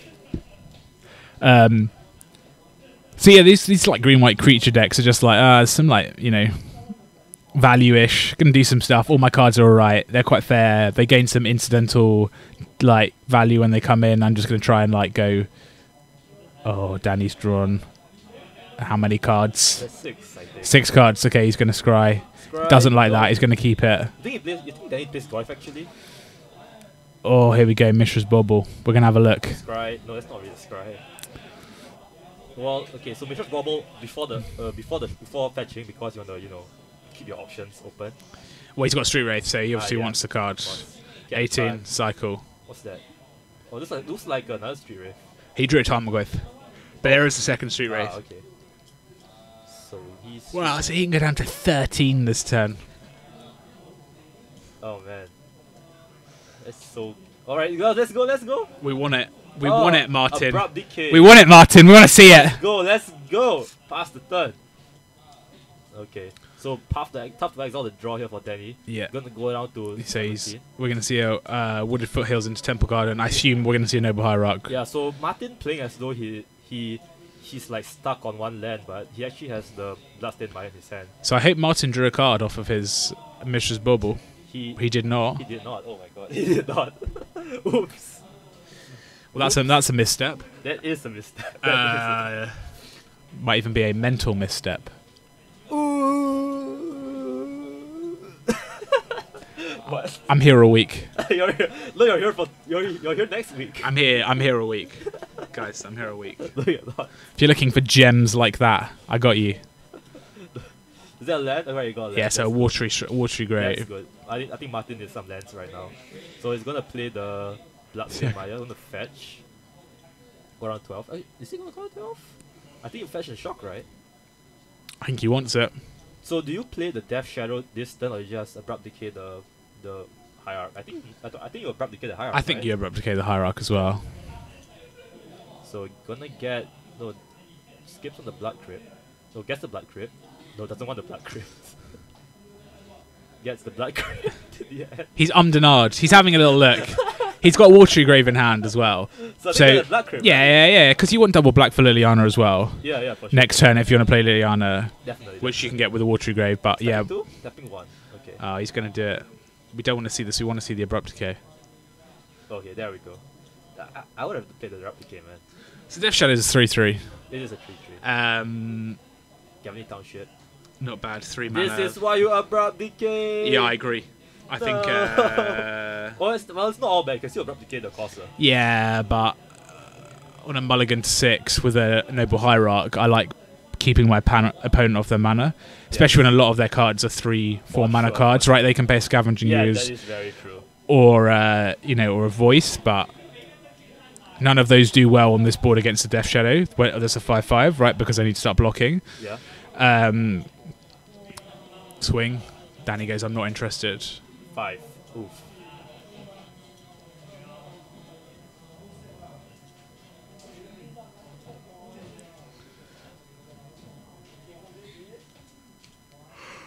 And Martin thinking about this, okay, or does he just want to go for a Liliana of the Veil? No.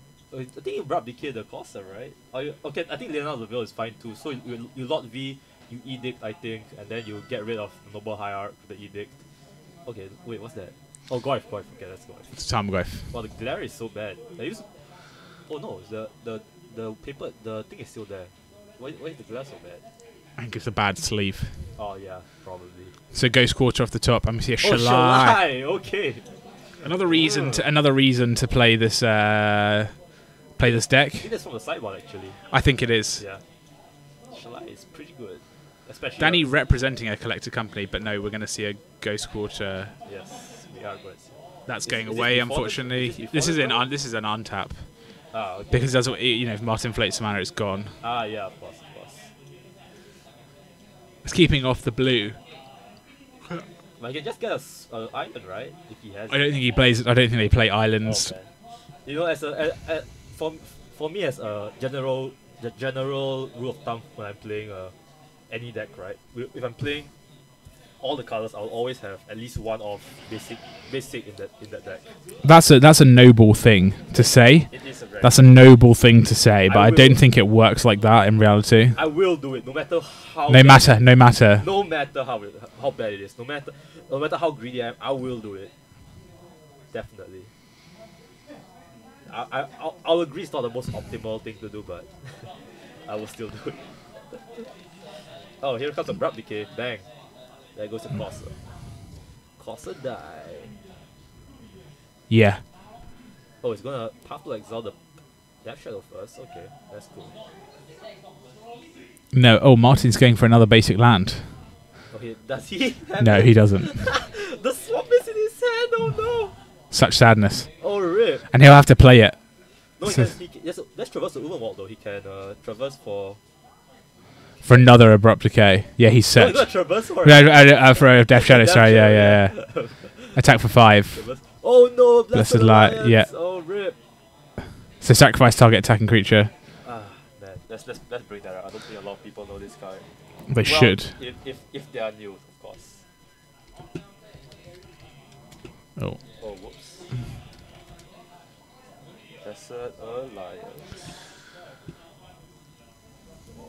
Escalate 2. Choose one or more. Target player gains 4 life. Untaps 2 target creatures or opponent sacrifice an attacking creature. Pretty good card. Was really good in standard, especially against the Pummeler decks.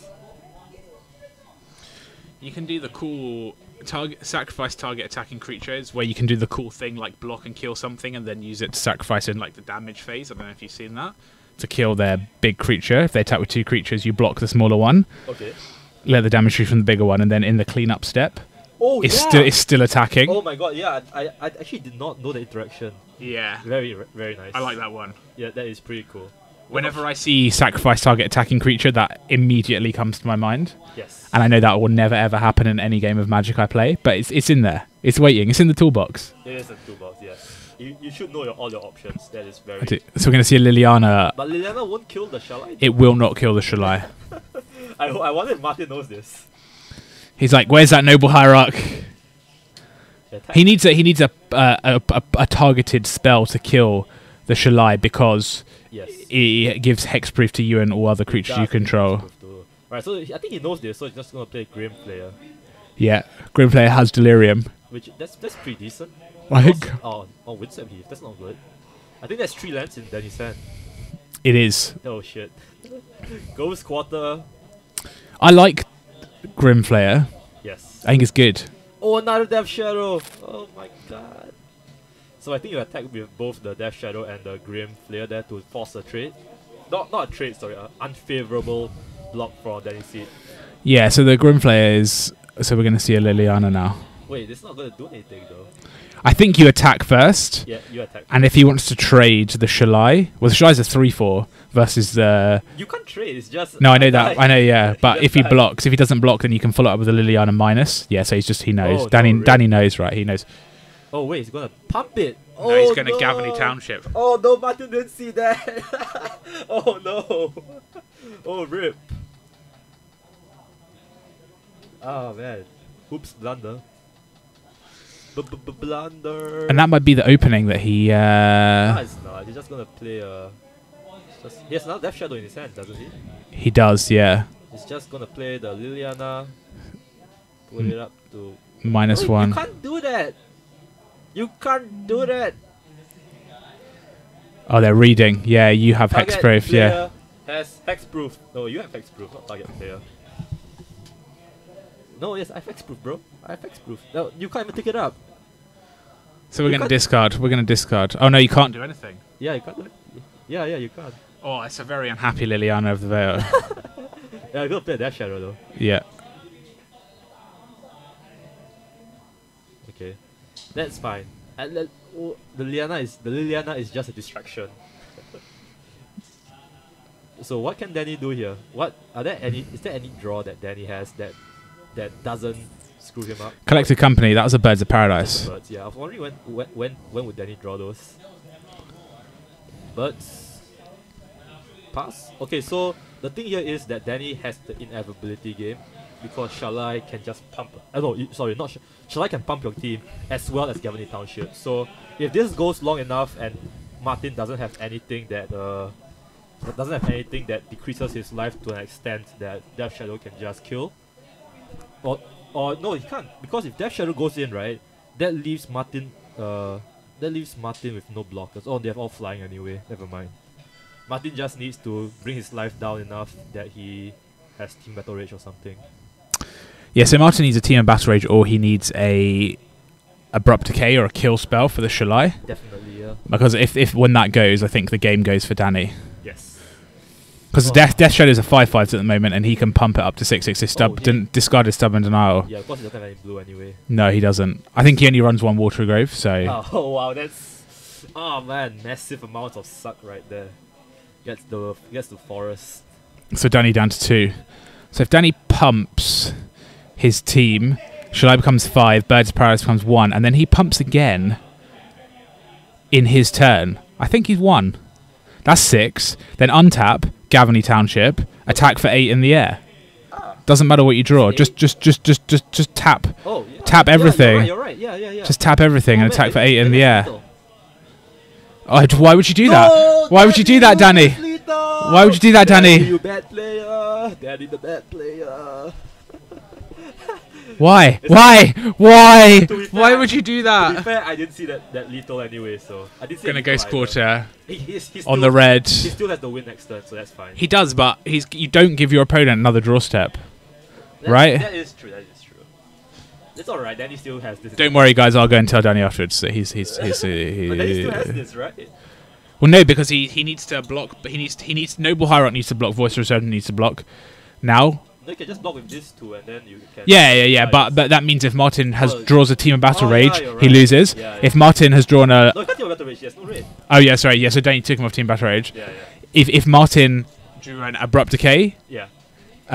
he won't die, but he'll be reduced to very little. Yes, that is true. And Martin's thinking, Man. Oh man, Martin. Oh my gosh, this is so very sad for Martin. so I wonder what if Danny was trying to play around something. I don't know what he's trying to do. All right, maybe we'll tell him why didn't you kill him? Verdant in turn Catacombs before? So +1 doesn't matter. Hey man, Martin's gonna play the mind games here that he's gonna plus the Liliana, so he's gonna point all of there's attention to the Liliana. Doesn't matter. So then he's gonna hit the Liliana. Doesn't matter. I'm wondering what Danny's trying to achieve, but I don't know. And they're counting. Yeah. I wonder if Martin's told Danny, I think you could have killed me last turn. I think it's just He's like turn, and Danny's like his hand is already on the Voice of Resurgence, waiting to block. Nah, Danny is such a vocal player. He doesn't try to be subtle. He just goes for Literally, it. play. That's a land. Play it. Get a land. Tap Gavany Township. All swing. There's no hidden information from Martin. Yeah, Martin just did on the board. So that's 6 at the moment. 8. They think the life totals are wrong. No, Yes. no, just Yes. that's well right. done, Danny. Do it, Danny. Well Punch done, his Danny. face. And attack with your Punch 2 his flyers. face. Bang, bang. Well, I wouldn't even swing with the boys. Just do it, man. Just Yeah, whatever. Take 6, 8. That's game. Yay. Yeah. And Martin goes, Danny, the win. So interesting game. That was very interesting. Yeah. Yeah, and he's going, how do I do that? I can't really attack through it. And he goes, yeah, I know, because you kill me on the back. Yeah, he goes, the flyers. That is like, oh yeah, I could have done that, lol. Yeah. So Shalai for the win. Uh-huh. That was very fun game to watch. It was interesting. Yeah. Not the best players, but very entertaining. Good. Let's give Danny the score. Alright, so that's it for today. You do the outro. I'm tired. You're tired. You've had a long day at work, have you? No, I'm just tired. No, I thought so. So, thanks very much for joining us on the stream. We're done. 3 rounds of Modern. Yes. We'll be back next Wednesday, 8 p.m. Singapore time. Myself and Mick. Yes. No more Alfian. Alfian's like the third man in the booth. I am the third man, yeah. The replacement on the bench.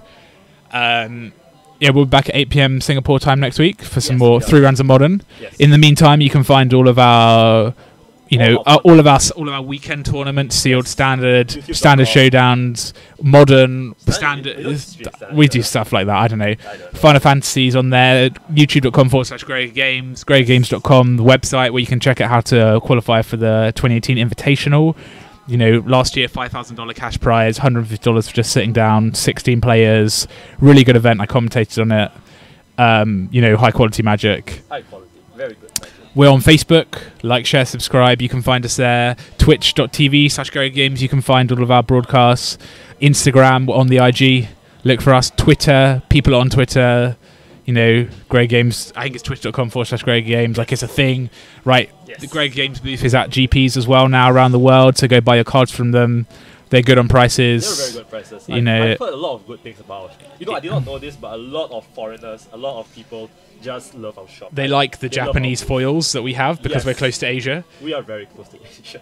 So They yeah. love our powers too and our legacy stuff. So yeah, go find us, like, share, subscribe with your friends. Join us on Wednesdays. For Mick and myself, we occasionally talk about Magic. Sometimes Alfian. We might have a lesson in German history like a couple of weeks ago. Who knows? What? We'll see where You the did? we'll see where the wind goes. What?